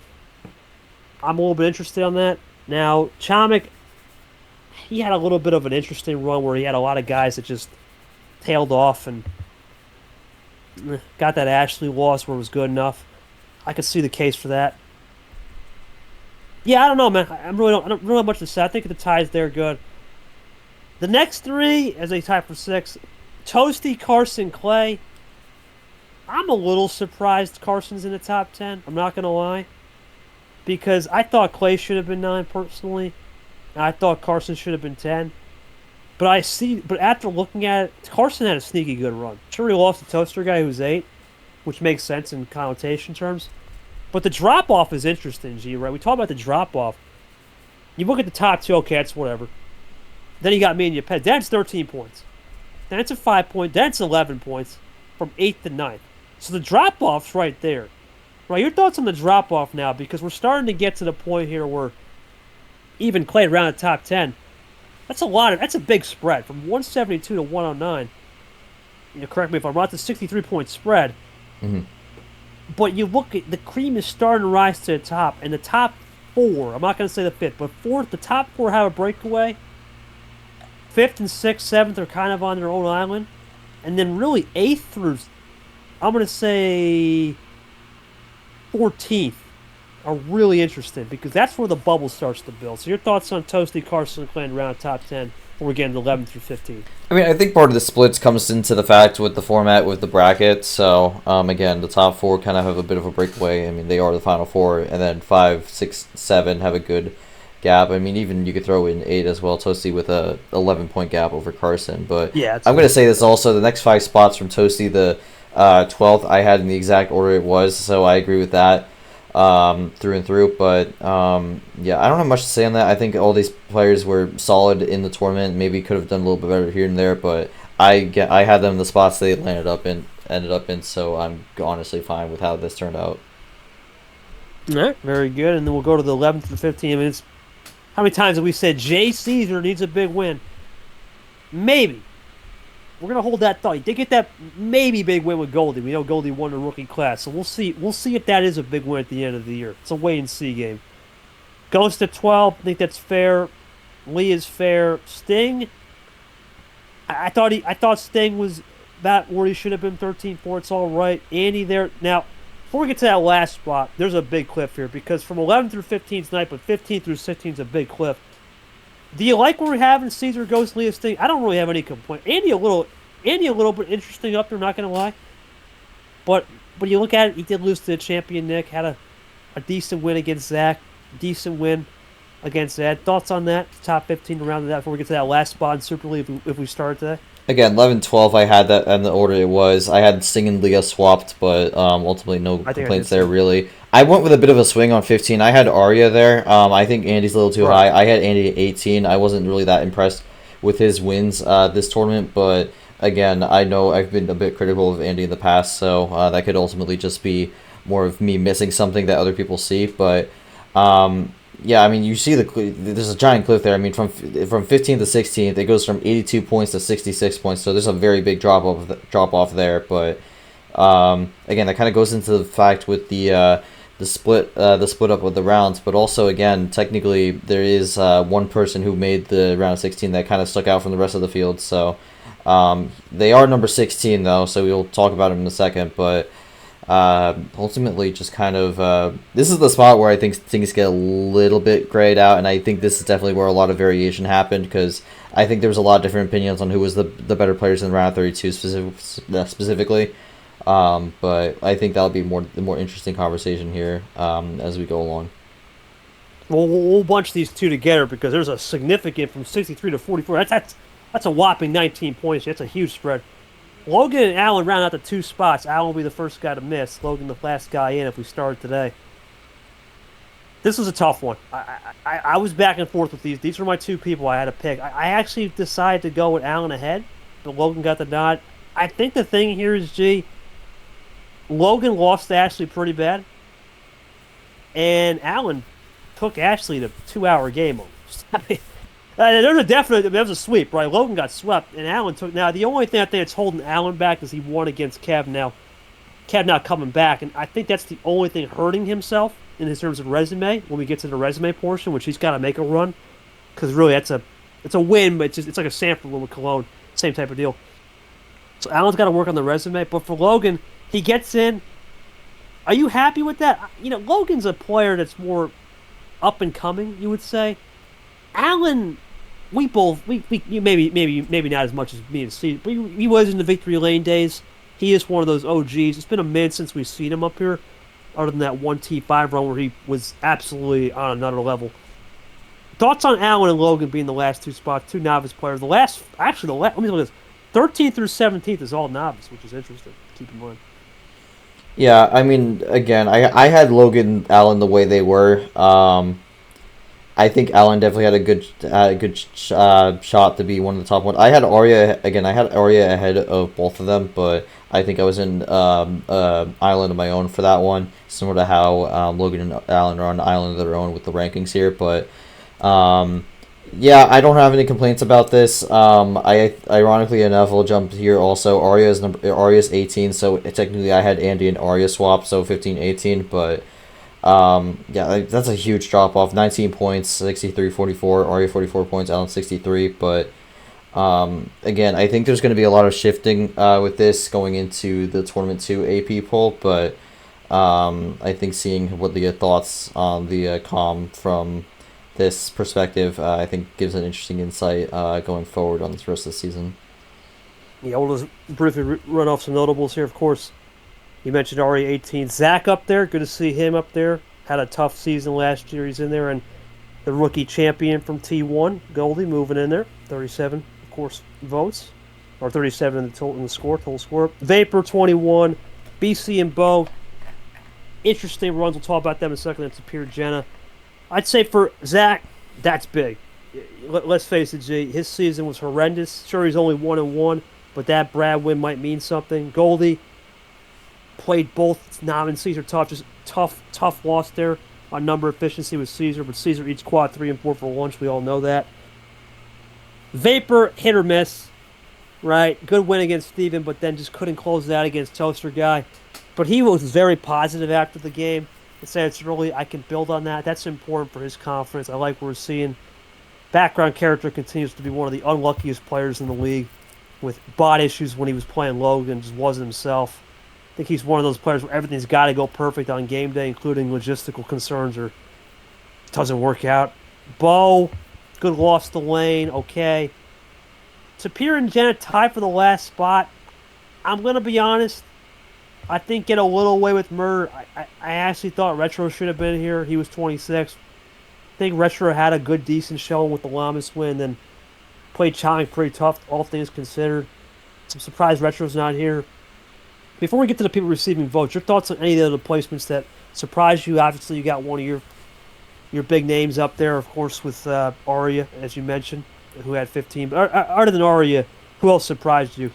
18 or 19th on back. I mean, I'm going to mention this. Of the 25 that made the list, I had all 25 on my list or in the 25 this list. Obviously not in the same order, but Zach surprised me a little bit. I had him at 25. I think despite the good showing with the win, I don't know if he looked as amazing as some of the other people on this list. I think Goldie looked a little better than Zach. I had her at 19. Tapir I thought looked better. I was really surprised Tapir ended up in tied for 24th with Jenna, but Vapor I had at 21, so that lines up. Background I had a little lower at 24. Again, Background's just kind of unlucky. I think some people do see that. Good player, just needs to find all the logistics to line up, which for some reason he can never find a way to get that working. Bowtie I had 23, lines up there. Jenna I had at 22. I was a little bit higher on Jenna. Jenna ends up at 24 on the list. But yeah, I don't really have too many complaints. I don't think anyone was really far out there besides maybe Arya and Andy. But ultimately, just kind of, again, this is the first time we technically ran this after a tournament, not just preseason expectations. But again, it's gives an interesting early insight on the season. Not necessarily in terms of ranges where people are, because I mean some of these are like pretty obvious, but I think it's also interesting to see the gaps in points, like with Logan and Allen being on an island, and then also just some of the close gaps with people who maybe were a little bit higher in the final placements but end up a little bit lower on the AP ranking. So The other people receiving votes, of course, Retro with 12. I had Yoshi at 19. I think I was a little bit more lenient on the people that got screwed by the bot a little bit. I think I was the only one that had that. Hockey had 6, and Tago. I'm shocked Tago even got. I'm gonna be honest. I'm shocked Hockey even got votes. I did not think he. I think besides his round 1 showing, he was not great in the round of 32. So him and Tago, I'm really shocked got votes. Yeah, that's where it comes down to, right? With no criteria, you're going off of looks. You're going off of feeling, right? T1, it's off of straight. T2, you got a little more data because now you have a second set. But even then, all that matters is T3 onwards. You start to get into those Super League reveals. This is just more of a point of contention. I want to shout out you, Pez. I always want to shout out people that give the league good suggestions. And he said, okay, it's kind of useless to do a Super League review after T2. I agree. It really is. We have 5 tournaments up here. There's no need to start thinking about Super League in April. Let's think about it when we get closer to late May and June when it's supposed to be thought about, not April. All right, it's still too early in the season. It's March. We still got a long way to go. We don't start thinking about Super League until, like I said, Memorial Weekend, early June. I think that's when we get there. But I don't have anything to go. Pretty solid experiment. I want to shout out Sanford, shout out everyone for making the list and him calculating all that. Looking forward to seeing what T2 will bring on the AP side of things. Well, gee, it's that time of the show, man. Oh, boy, here we go. What's the theme going to be? And for Nick, I want to shout him out, too, man. Great theme. I know he had 2 in mind. Of course, his first one didn't go through. It was Arctic April. Didn't want to rip off Feb Flurry. That's going to always be your guys' home. Never going to want to rip that off. But Automotive April, gee, I'm a gearhead. You're a gearhead. We both love the automotive industry and racing course. Of course, it's going to be a little bit different. It's not just a full racing theme. This isn't, I'm not even sure. I guess this is in Motorsports May. That could be something down the line. Maybe. But no, it's a little bit more automotive, which is great. I think it showcases the theme in itself. Well, I'll talk about the round names here, the region names. We'll start it off with the old Mustang. I mean, come on. Mustang, the 04 classic car, right? One of the best in the game in terms of power and horsepower delivery. So that got to run free like a pony there. Get the old Mustang. No one's going to get this one, G. Let's face it. The Spider, it's the McLaren Spider. It's more of an exotic car. That was more of a stretch. Now, yeah. That's more of a stretch. Unfortunately, that's one of those things where only certain folks are going to get that. Another one, maybe not. The Diablo. That's a Lamborghini Diablo. That's a stretch, too, unless you're really a Lambo fan. There's only a couple on the server, I know, so it's only a couple are going to know about that one. The last one, though, classic car company, the Jaguar, man. The old Jag, that's a great one. I think it's going to be one of the... I think the Jag and the Mustang makes it. The other 2 are more stretches for sure. We'll start it off, though. I'm not going to spoil every round, but we'll start it off with the Suspension 64. Thoughts on that name? I think that makes sense. You think in terms of suspension, what? But it's part of the car, right? You got to build up to the top of the car, right? Makes sense. Thoughts on that? Well, I mean, suspension 64, I mean, you want to make sure you have the suspension working, and you also don't want to get black flag, which I have a million soundboards we could use for this one. Oh, boy. Oh, man, they're showing us a black flag. Yeah, that is not what you want in the first round here, whether it's a strike or losing in this round. Because, I mean, if you lose in this round, then ultimately... big-time problems with that motor, buddy. Yeah, your motor for the season is going to be in big trouble here, so don't want to be doing that. But I like it. I think some people will be a little confused at first. If you're a racing fan, you'll understand it, but if you're not that into motorsports, you'll be like, wait, huh? But I like it. I think, again, S is... you could go with a few different things. Like, you could go something weird like short track or something like that, which is like, not really. Slicks, maybe Slick 64. I mean, that actually could have been a good name, but yeah, it's a good. I think I like it. You could have a few wordplay sort of puns with it, but ultimately, the not 64, 63 players will be going at it here to start this race of Automotive April, hoping to get the checkered flag and securing their spot into Bangkok going into August, September, but. Well, it's going to be interesting. The automotive theme, the automotive industry is always evolving. Some of the other round names, listen, at the end of the day, I know we're supposed to do Electric Gate. We've done that in the past. If Duran say it's nice, I like that. You made that suggestion. That's great. My personal favorite, G, Sport Mode 16. Perfect. That's a classic one, especially with a lot of these cars got Sport Mode. And then Tire 32, the classic. Come on now. Final Four, never going to change. And then the old Grand Prix finale. There you go.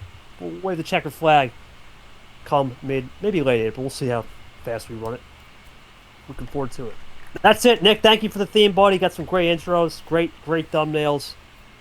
Unfortunately, we won't see Nick in round 1, but overall, good theme. Let's see how we move forward. All right, let's get to those predictions. Mustang region. We're not going to go with Nick, of course, as usual. When you're on a bye, you're on a bye. Kev not here. We wish him the best. So that's Nick gets the 1 plate, and nothing really to say. We'll talk more about him in T2. Moving on. There we go.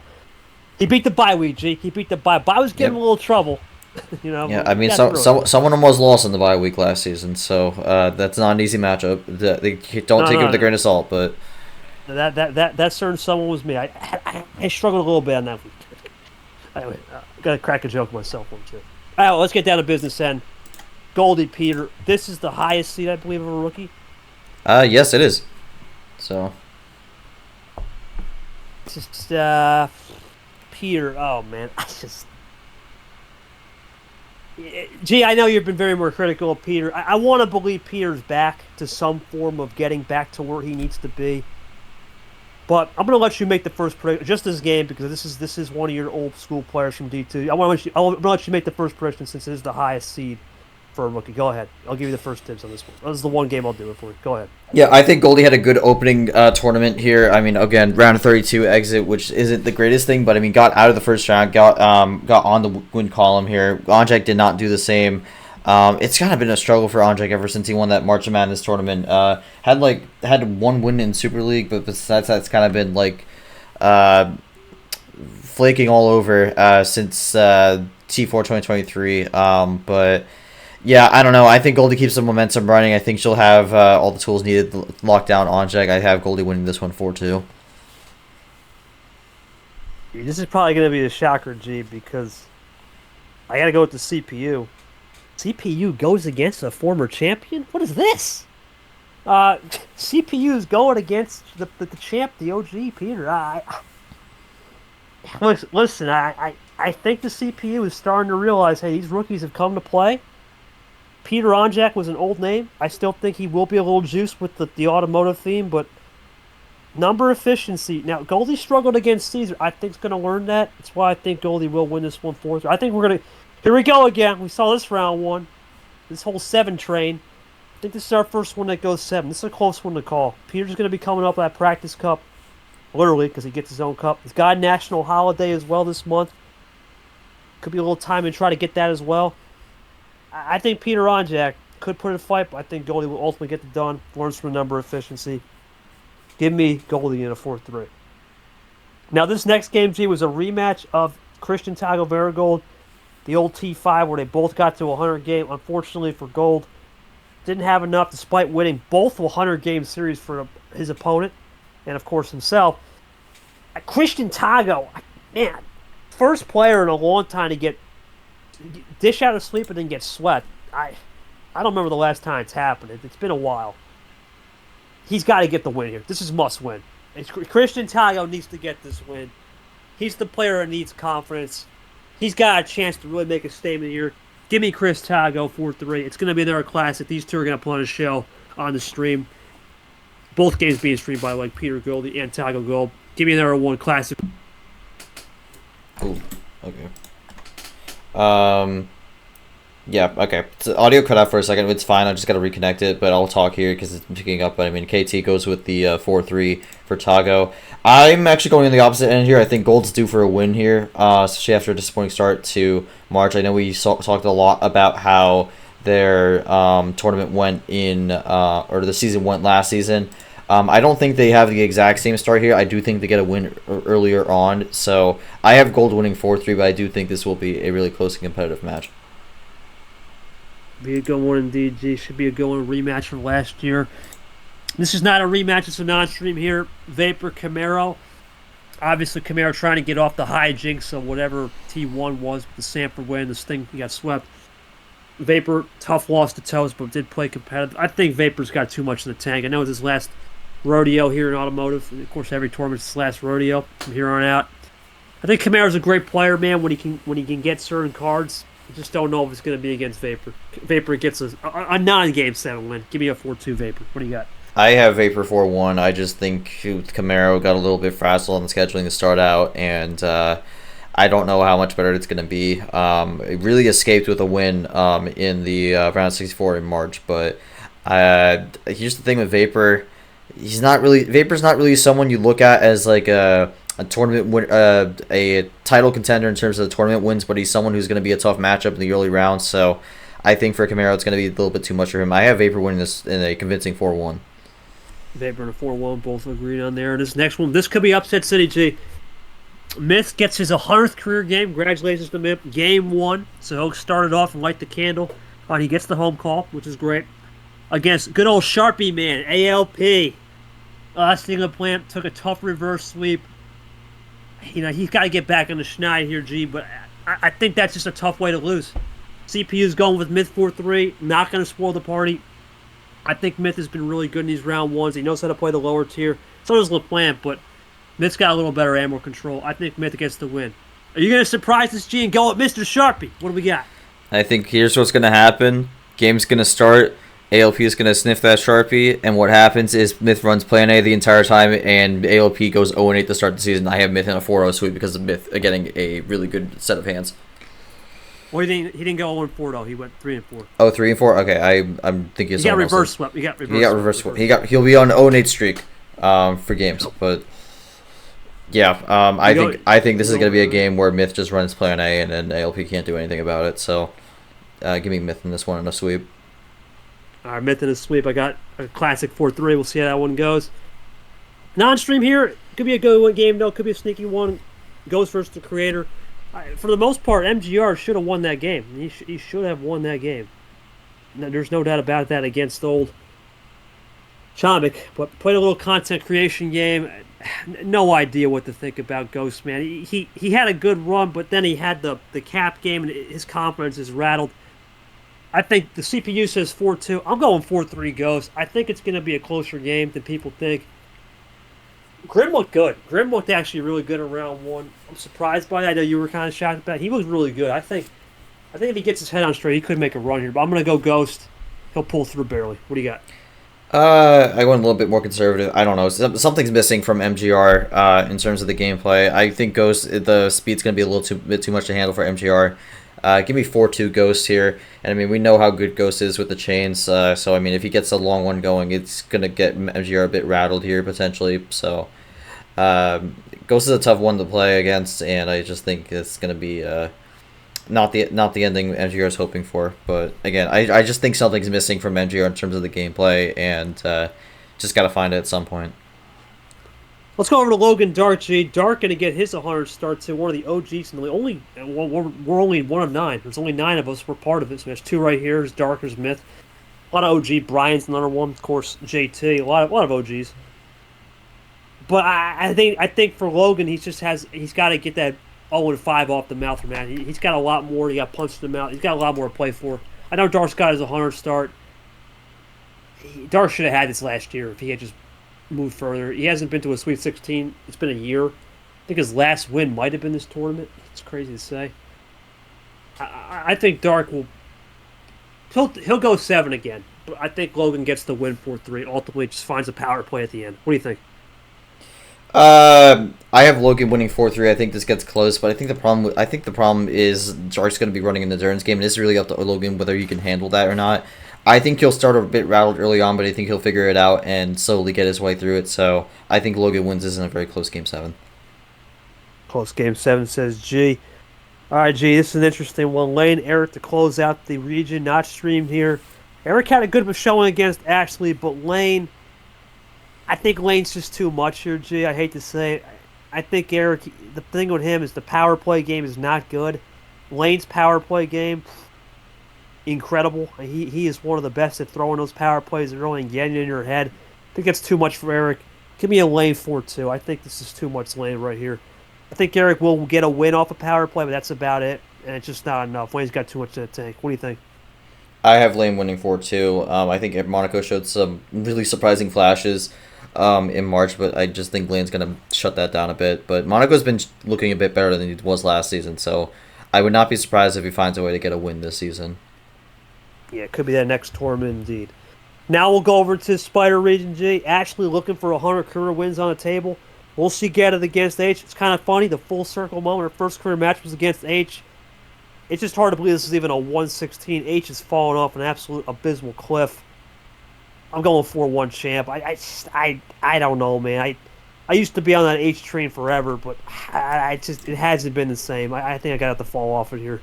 Give me the champ. Gets the 100th win, and adds to her total 102. Wins in a big way. What do you think? I think the problem with H is he's kind of out of it right now, mentally a bit with the league. Again, he originally was not coming back this season, but decided later on that he would return. But he's just kind of not really be able to find much since that great match against you in 2023.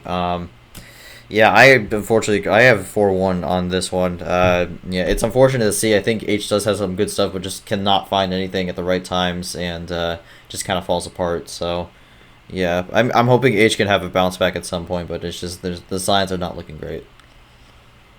CPU's been chalk all the way through. Not here though. Retro Seth. Retro had a good T1 for the most part. Seth, tough loss to Nick, but was the defense now the new champ. Retro just plays this really unique brand of Uno with tabletop. I think he's one of the last players that does it. A lot of these guys up here don't think he is the last OG of it. Don't think that's the right move against Seth Cole, who's pretty much a stone cold killer. Give me Seth 4-2. CPU's got this one going. Seth in the upset 4-3. I think Seth just got too much composure on Seth. Then it'll be Seth Ashley 4-3 or 4-2, 4-3 from the CPU. What do you got, G? I fully agree with this one. I have Seth 4-2. I think Seth's got a bit more composure. Retro's a bit all over the place. So, assuming we don't get lopsided answers, again, it could always happen. That's always something I consider with these predictions. But assuming it's not completely lopsided hands, I think Seth's going to be able to have the composure factor, carry him in the long run, and win this one. This is a tough game. 0-1 versus 0-1, but I think there's a little bit more in JT's feather here. You look at Ed Ziemba, who lost to Andy and basically admitted he was lost out there. Just wasn't getting the right connections, wasn't getting the right switches, and when he tried to switch, he got too aggressive. JT's a guy, you switch it, he'll know what to do with it. I think this is JT all day. CPU has it a 4-3. I think JT wins this one 4-2, G. He took a tough loss to Leah, which, in my opinion, was a little bit... I want to say it was a little bit off kilter because he was sick and whatnot, but just wasn't ideal circumstances. He'll bounce back in a big way and keep the train rolling in round 2. What do you got? I honestly don't know. I think there's issues for Ziemba right now. I think he's kind of falling back into what he was doing before in 2023. I have Turner winning 4-1 with a bounce back. I mean, we talked a lot about Turner with the golden touch of cards sometimes, and I think we'll find a little bit of that here in this match. So I think Turner finds some really good cards early on and just runs away with it and wins it. Next game, G, it could be a crack show. Yoshi Radin. Yoshi, obviously, tough loss to Ghost in the rematch, and bad time with the bot, of course. Radin played very well. He's not the same player when he first started with the old Sour Patch Kids and Jerry. Right, he's definitely improved. He's made a turnaround. He'll get a series win. It just won't be here tonight. Or today, I guess, in this case. I think Yoshi's got too much in the tank. Radin's going to have to take a step back. Give me Mr. Austin 4-2. What do you got? Yeah, I have Yoshi 4-2 also. I think he might get a little rattled by Radin's antics early on, but again, he kind of just knows the game plan going into this, so I think he'll be able to just close it out. But again, if he goes down early, it will be interesting to see how he recovers, but yeah, I think Yoshi will find a way through with this one to win it. This is possibly one of the best stream games of the round, G. Bad Brad versus background character. I think for Brad, it's got to be playoff mode. Background had the 1-1, of course. Got the banker win on Abion.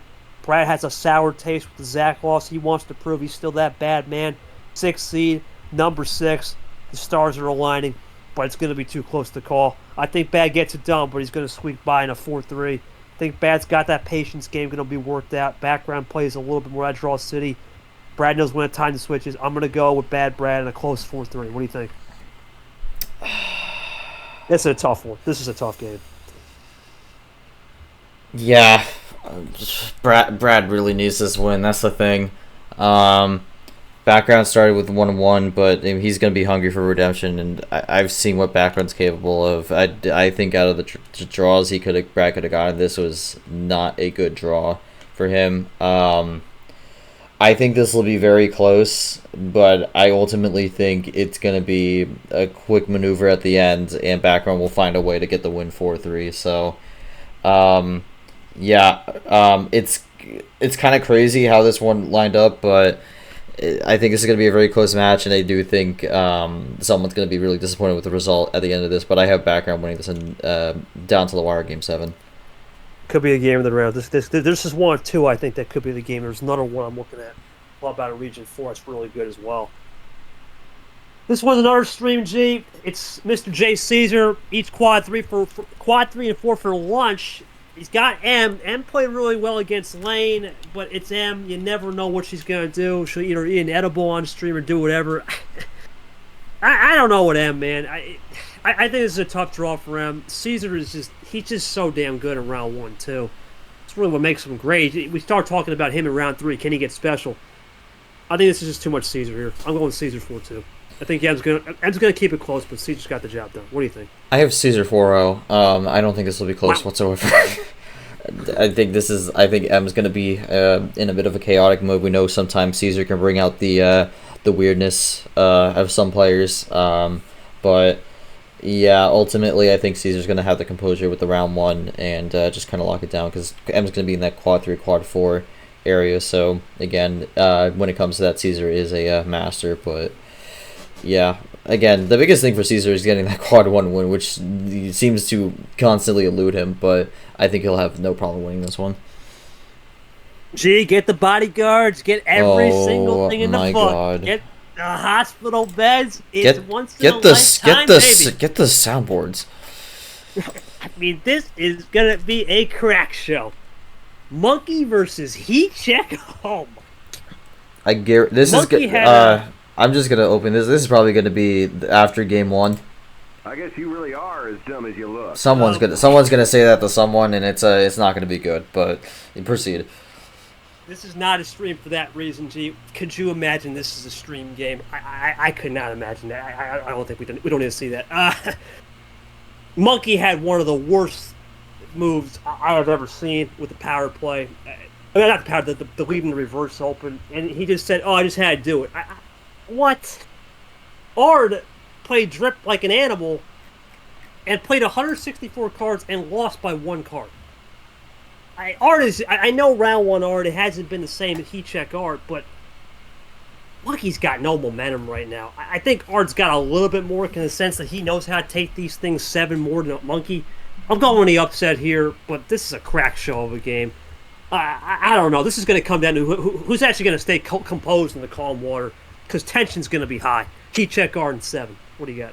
I mean, if we're talking about composure, I think Monkey's going to be the more composed because he doesn't know what composure is. So the way he is irregular, he is the way he is. But I say Ard wins 4-1. And to summarize my thoughts with a sound clip. Congratulations! You just set the sport back 30 years with that move. Let's move on. Yeah, I think that's the best. Battle of the 0-1 players, to say this. Next up, Toasty Acosta. Acosta had a snowstorm, played me in March, and unfortunately was up 2-0 and just kind of fell off. And then Toaster Guy, bitter taste in his mouth with the old Nick game, just wasn't himself. I think Toasty's gonna wake up on the right side of the bed in this game, G. He's gonna be motivated. Toasty 4-2. I just don't see enough from Acosta, not at the moment, to where I say he gets the upset. What do you think? I have Toasty 4-1. Again, Acosta only has 1 career win. He's been here since back half of 2023. It's not a great state of affairs for Acosta. He's just not really been able to find much success on the table, and I don't think we're going to see that here. I have Toasty winning 4-1. We go into the Diablo region, G. I think it's only fitting the Diablo region. The fire is out with Yepes as the 1 seed. That's only fitting. It's a fitting thing. I think it's too fitting because he's playing Ellison, who decided to come back here. I don't think Ellison's going to actually get swept. I know a lot of people. Yepes rarely sweeps people other than Clint. last year. I think Yepez will get 2 on Yepez. Ellison will get 2 on Yepez. Yepez will not be full song. I think he'll just play enough to where he gets the win and moves on. Give me Yepez 4-2. What do you think?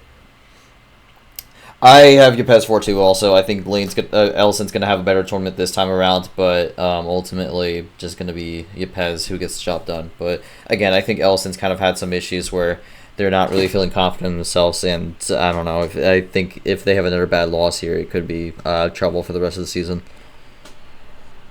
A really, really intriguing game here, G. Drip and DJ, two 25-year-olds start doing battle. Drip. This is This is two people that I don't even know what happened with them in general for different reasons.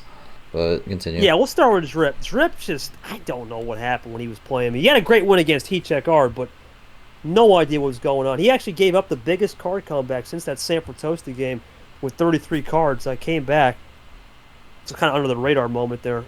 I think we did increase. I think the card limit is back at 20. We'll talk about that at the end of the show. DJ, ever since Super League 2024, what has happened to him? I mean, ever since T5 last year when we moved over to a new bot, not been the same DJ, and for that reason, I'm going Drip 4-3. I think DJ, he knows how to play a little bit of this style that Drip does, where it's more reserved and not always ultra aggressive, and more chances on reversing skips left open. It's going to give him a chance to stay in the game. But I think Drip just has enough at the end with power play. What do you think? I think Drip wins this 4-3. This is going to be an interesting one in general, but yeah, I don't really know what to expect from both these players. But I think part of the Drip's issues might have been showmanship, which is, with all due respect, a very dumb strategy. And we saw that completely blow up in his face in the round of 32. So I think he'll, if assuming that's what it was, I think he'll know better to not do that again. But yeah, I think this will be a close one. I think both these guys really need a win to get this bounce back. We'll go over to Bo and Lara, and congratulations to Bo. Another one, getting that 100 start, similar to how Dark and Myth were. One more guy that possibly could get it. We'll talk about him a little later. For Bo, needs this game more than Lara, in my opinion, G, because I think Bo actually, for once in his career, this is his first time. I know he was hot late at the end of the year. I think he genuinely has a shot to be a Super League bubble contender. I think I'm going to believe the Bo train. He'll get the job done. Lara will put a good effort in. I just don't think it's enough, especially with Bowtie. He plays those calculated switches when he wants, and sometimes it's a little bit riskier. I think that's going to get into Lara's head. 4-2, Bo. Give it to me. What do we got? You actually, it's interesting because you mentioned that. I actually have the shocker here. I have Lara pulling the 13-4 upset. I think they win 4-3. Okay. I think there's going to be a few surprises we don't see coming. I think that's going to be one that comes out of left field for most people. Lara's kind of been slowly building themselves up. It's a matter of time when they explode onto the scene. I'm not saying they're going to have a big run here, but I think you could maybe see a run to the round of 16 potentially if things go right. But I think Lara's going to find the right cards and get the job done in a close one, 4-3. This is an intriguing one, G. Zach moves up a lot of C lines from that 16 line versus Clay, who had that disappointing +4 game. The question is, do we believe in Zach's run? I actually believe in Zach's run. I really do. I think that was a real run against Brad. For that reason, I think he'll take this 1-7. The problem is, I think Clay, obviously I know I was shaking his hand, but more than just that, I think Clay's, he knows what he did wrong. I think that's the one thing that Zach, he may not understand what Clay is. Clay is a player that he'll leave certain things open, but it's not action cards. It's certain things such as opportunities open, and you got to capitalize on it. I think Clay closes all those loopholes and wins in 7. This is going to be a good game, though. I believe it's 1-2 matches that are AP top 20. This is 10 versus 19, so that's interesting to know. Thoughts on that? I actually agree with you. I think Clay wins this 4-3. I think this will be a really close one. I don't think the momentum will stop here for Zach, but I just think this is a bit of a tough matchup for him going into this.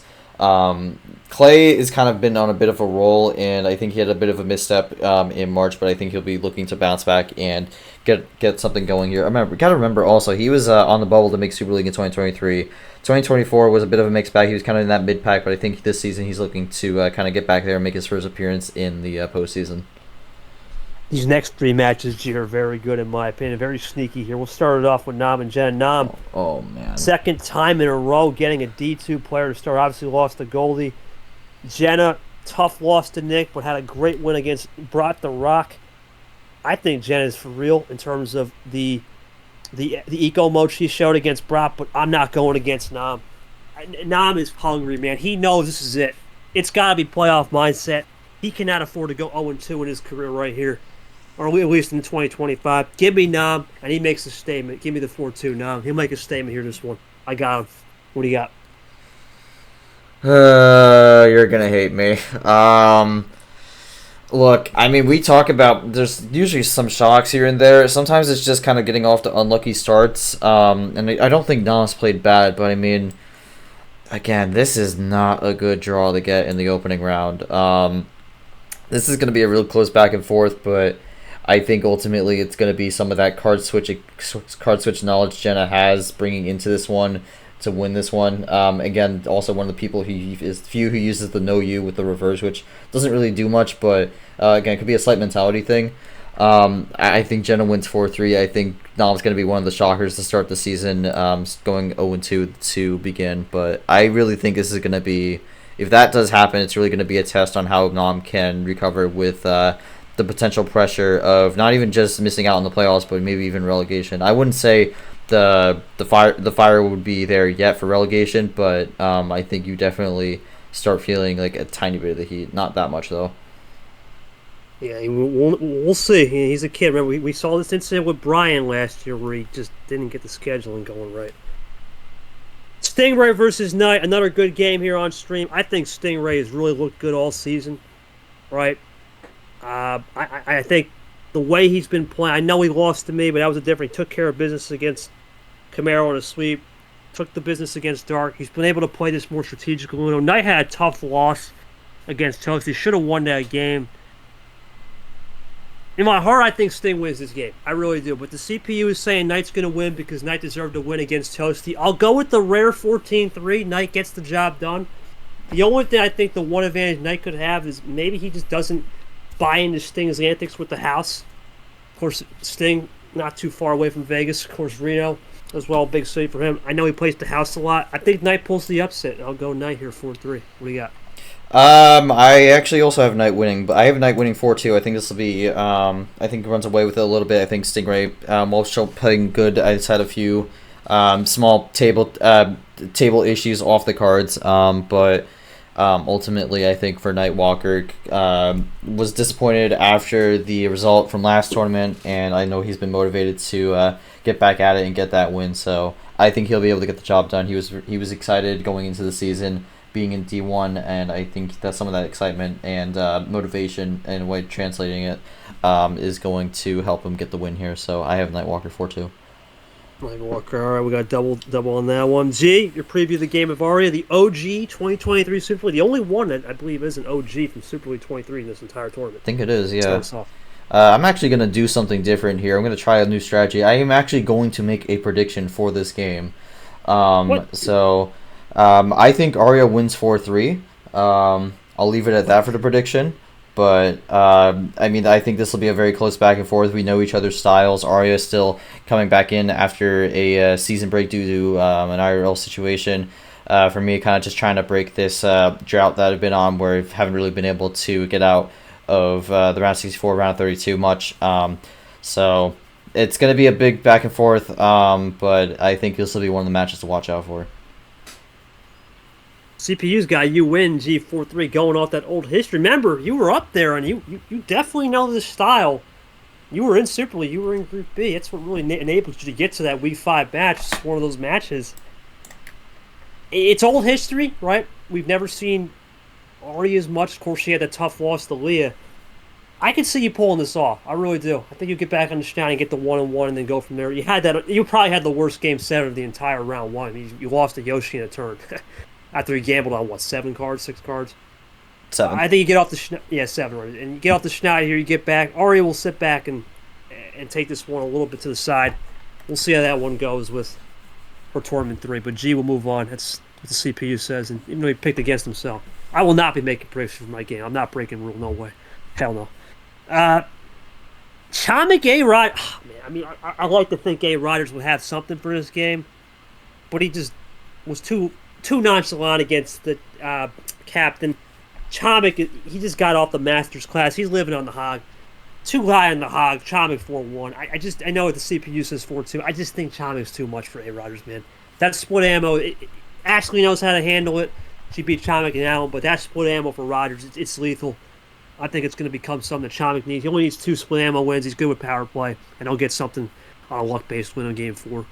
And I think that will be enough to where he'll get it could be Game 5, and that's enough to overpower him. What do you got here, Chomik Rogers?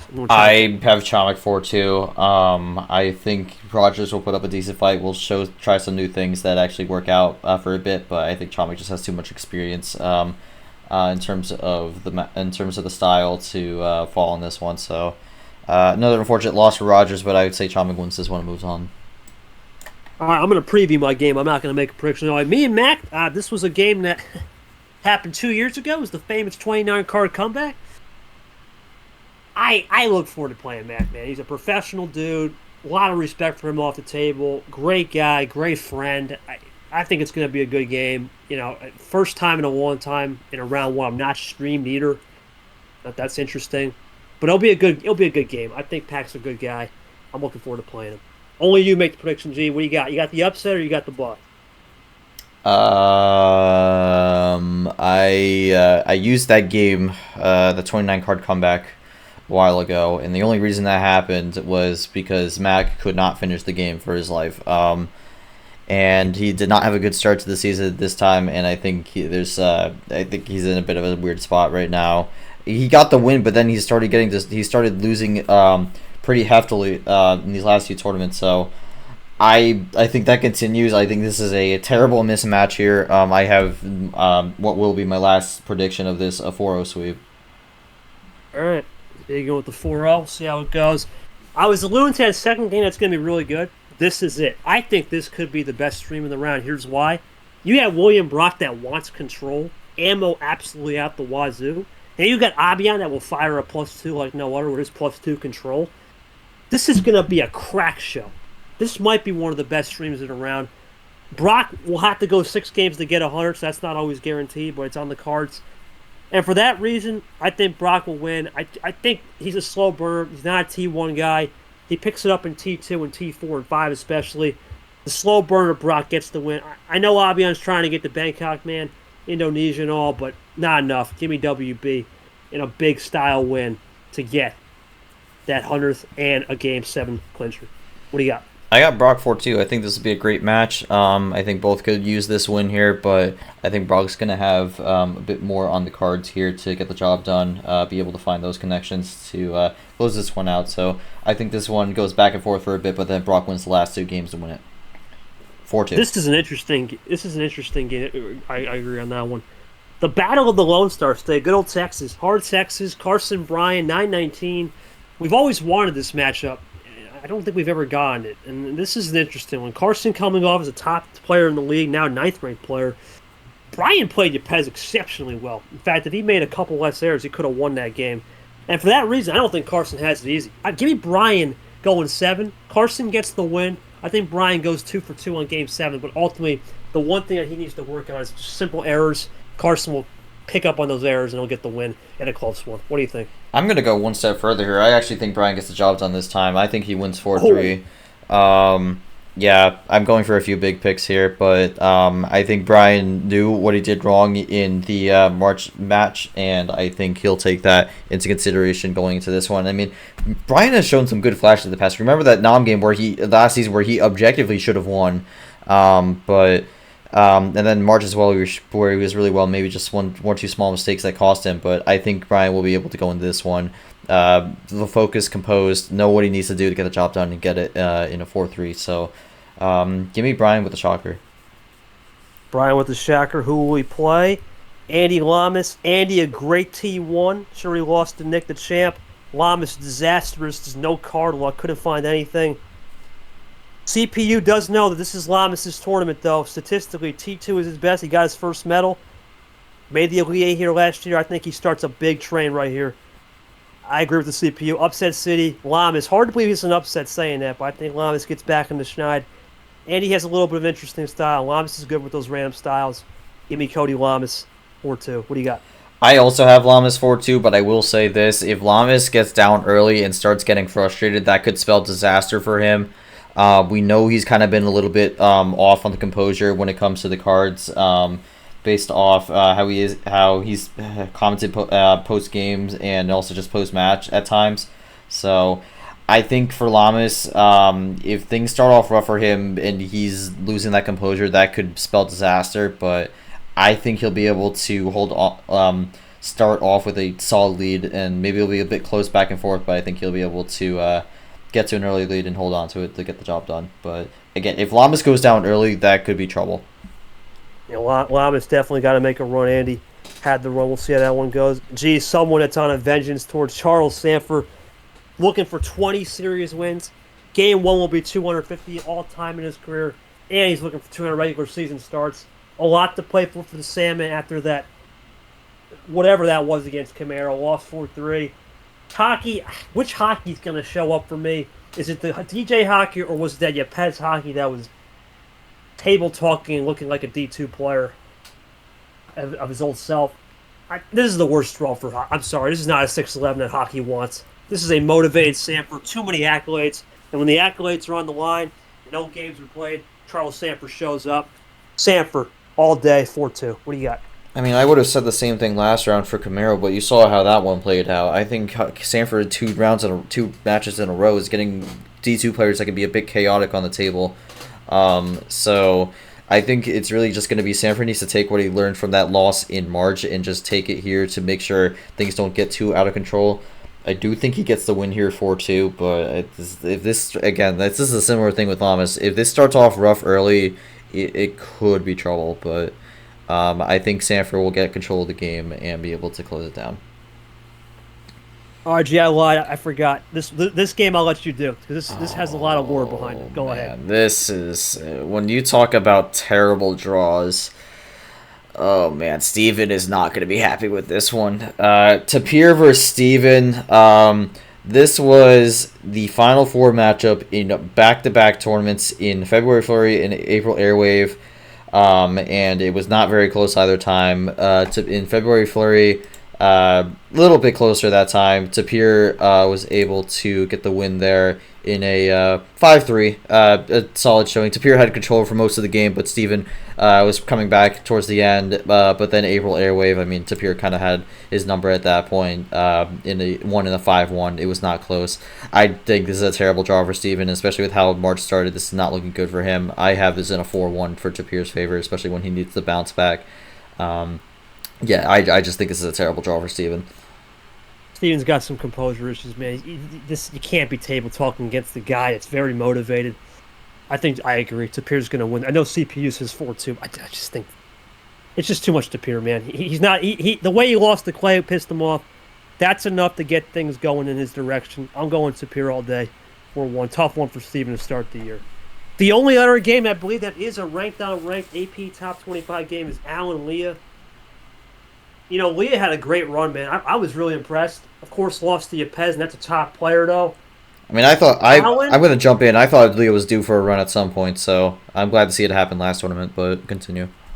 A lot of people thought this would have been a match in T5 for relegation, because a lot of people didn't think Alan was going to get out of T5, and he was on substances. His whole T5 run, he's off. He's in a better spot in life. I talked to him personally. Caesar has also talked to him personally. He's not glazing anymore, which is big. He's ditched that effort. I agree with the CPU. Alan's going to win this one. I think the CPU has in 7. I'm going to go 6. Alan, when he's vintage, man, he's just vintage. I think vintage Alan is close to returning than people think. I don't know if it's going to be this tournament, but it might be tournament 3 where he gets his life set. I'm going vintage Alan. It's starting to come back 4-2. What do you got? I'm going to disagree. I think Leah wins this 4-2. Leah's kind of got that swagger ever since that run in March. I mean, she's invited a few of her friends into the server to play practice game and spectate. Some of them even jumping into D2 for the Archery April. But, yeah, I think Leah's kind of been on a roll. She's been very locked into the game as of late, and I think that's going to really help her in this matchup. So I think Leah keeps the train rolling a bit, wins this one 4-2, and a very solid showing. I think this will be a good match, but again, Leah's kind of got a real train of momentum running right now. And finally, we saved the best for last. The defending champ. The champ is here of T2, of the Ocean Floor, the captain of the 7 Seas. Can he do it in April? But this time in a car. You know what, Gone. God bless him. He's got a lot of stuff going on in his personal life. He let UUT run over for Cody Smart now. This is a tough draw. I'm sorry, but I know it's our first ever All-European match in the league, I believe. I don't think we've ever had that. In D1. Yeah, D1. We rarely get this kind of match because usually we've been lucky with scheduling and logistics. I don't think this will be hard to schedule, but this is a tough draw. Cap 4-2. I think Gal will put up a good showing, but he's not locked in, man. And you gotta be locked in. When you play Cap, you better be 1,000% locked in. Cap all day 4-2. What do you think, G? I think the thing with this one is Gon has a unique advantage where I think he has a good read on Captain, and I think if he was more locked in at this point of the season, I would have actually maybe gone for the upset here, but again, he's still not 100% in it right now. Captain's been on the captain is on a run. He's just been on a run. He's someone where you got to be locked in for the match, know what you need to be doing to get the win, and I just don't think Gon's going to be fully into it. So I have Captain winning 4-2. I think there will be some flashes here from Gon. I think T3 is where he starts to finally get into the rhythm, but yeah, I think with not being 100% right now, Captain's going to be able to win this. All right, our last topic, it's going to conclude the round one, of course. Our last topic is any hot takes in AA 2020? We didn't have you for the first time, so any hot takes you want to throw? We'll do one hot take. What do you got? I mean, I guess I had a hot take with Nomstar. I guess I had a hot take with Nomstar in the season 0-2, but I mean, I guess in terms of anything else we could look at, man, I don't know how much. I'm really looking at this bracket here. It seems like a lot of chalk we picked, I will say. Yeah, that is true. Other than your pick, Brian, that was probably a shocker. I had a few out there picks. But I mean, in terms of predictions, I mean, I look at this bracket here. I think the thing that what probably maybe sticks out to me, I think out of the people that are here right now, I think Goldie has a shock run, makes it to at least the regional final, maybe the final four.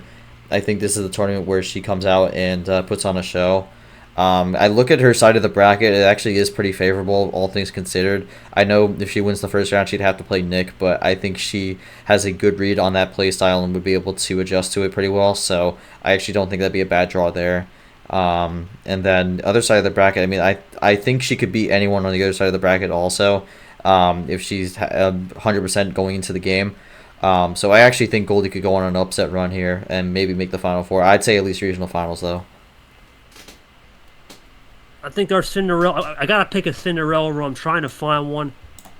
I did this last year. I'm gonna do it again, G. You know where I'm going with this. Keith Checkard, yes sir. Keith Checkard is gonna make a Cinderella run. I think I know I goofed it up last. I mean, if you keep predicting it, eventually it'll be right. Keith Checkard gets to the Elite Eight, but that's as far as he goes. I think that's as far as he goes. He's never made one, so to me that's a Cinderella run. No one expects. I think that monkey momentum. He's got a favorable bracket, man, and here's why. Because you look, if he gets by Monkey, Ard knows how to play that composed style of Uno when he wants, right? Toaster guy's a crack show. And especially if he gets Caesar, they both know each other very well from the past, right? He's got to get the right people on the line, but let me tell you something. I think Heat Checkard's due for a run. It's about time. This is statistically his best tournament, similar to Lamas. Ironically, T2's where they cook. Heat Checkard makes him the 8. I think that's going to be my bold prediction. I'm not going to go as far as I said last year he would get to the Final Four. That was a hell of a take, and it didn't blow up. I mean, it wasn't blowing up in my face. It just ran into the gauntlet that was Ashley, unfortunately. So I think he could have got by DJ. I think that was the reason I thought that was a crazy opinion, because he would have had to beat Ashley in that one, and I just did not see that happening. But no, and that was the old bot too. Ashley had definitely an advantage. I think Heat Checkard's going to get the run, though. It's time. He's due for one. He's an OG. He's been here almost every tournament, other than the one where he missed out due to issues that we couldn't control. I think it's about time. If I had to make a non-homer prediction, I think Knight Walker would be the other one. I would say, G. I actually think Knight has a chance. He could maybe get into an Elite Eight himself. He could shot. I'm never really high on rookies unless they were last year, which a lot of them really weren't rookies. Let's face it. They were kind of rookies in disguise. I like to really let them have their time before I make a big prediction. Let them get up to speed before I start making bold predictions. Because remember, I go off the CPU. Region 1, if I had to go, just in general, if I had a handicap, I think Lane's someone to watch. If Nick's going to not get to the Final Four, I think Nick will still try. I think Lane Sanders, watch him out. Watch out for him. He'll be good. My region, look, if I had to pick one threat, I think there's two of them. Obviously, Lamas for sure, because we all know he's good in T2, and I just think this might be Sanford's best chance, right? He's had Tapir circled on his calendar after that Super League loss. He lost twice to him. I know he's not good in rematches with JT, but this is Tapir. I think Sanford's someone to watch as well to maybe make a run T2, especially if he needs it. So that's my predictions, G. Great show. Check us out on YouTube. We don't know when the Spotify comes back, but what a great show. Maybe never. Maybe never. I know, unfortunately, this episode will not come out in time, I believe, because the T2 reveal show is on Thursday. We'll be well into March Madness. But there was a bracket channel. I know G does that every year. You want to just plug that real quick? I know we're not going to be able to do it, but your thoughts on that? I might make it where if you have a pre-filled bracket, you could join in. But you have to have the bracket filled out before the games start. But yeah, I mean, Thursday. I think we already have 18 people entered, so more than last year. And yeah, maybe if we get like 25, maybe I'll throw in like a prize. But I technically didn't announce that. But hopefully we'll see what happens. Short's coming in as the defending winner, and he looks to take the crown back. And all I gotta say for March Madness is Miami, please stop sucking. And that's all I gotta say. Okay, very good. Check us out, Spotify, of course. Spotify. Check us out on YouTube. We'll hopefully get Spotify back one day. But regardless, thank you guys. Great March, man. I want to thank everybody. Before I forget, thank you to the Expansion Advisor team. You guys deserve a round of applause. G, you got a soundboard for that? I do have a soundboard for that. Let me get it up here. It's the one that we all know and love. There you go. Sir, yes, sir. A little clap there. Classic. Thank you guys. You guys made T1 the best. Both divisions, both February, Flurry, and of course the MM, the OG. And now we'll get it kicked off in a couple days, in a matter of days, in a fortnight's time. We'll start the theme reveal. With the theme reveal of Automotive, April, obviously get an exclusive look here. And then, of course, Archery April up and running as we continue their round one as we keep that station. We'll see you on the other side, and we'll check you out again, back with me and G, hopefully, for a little round 2 coverage. We'll tie it through 2 and catch up on how round 1 ended in that Archery April. But that's it for me. So long. Goodbye, everybody.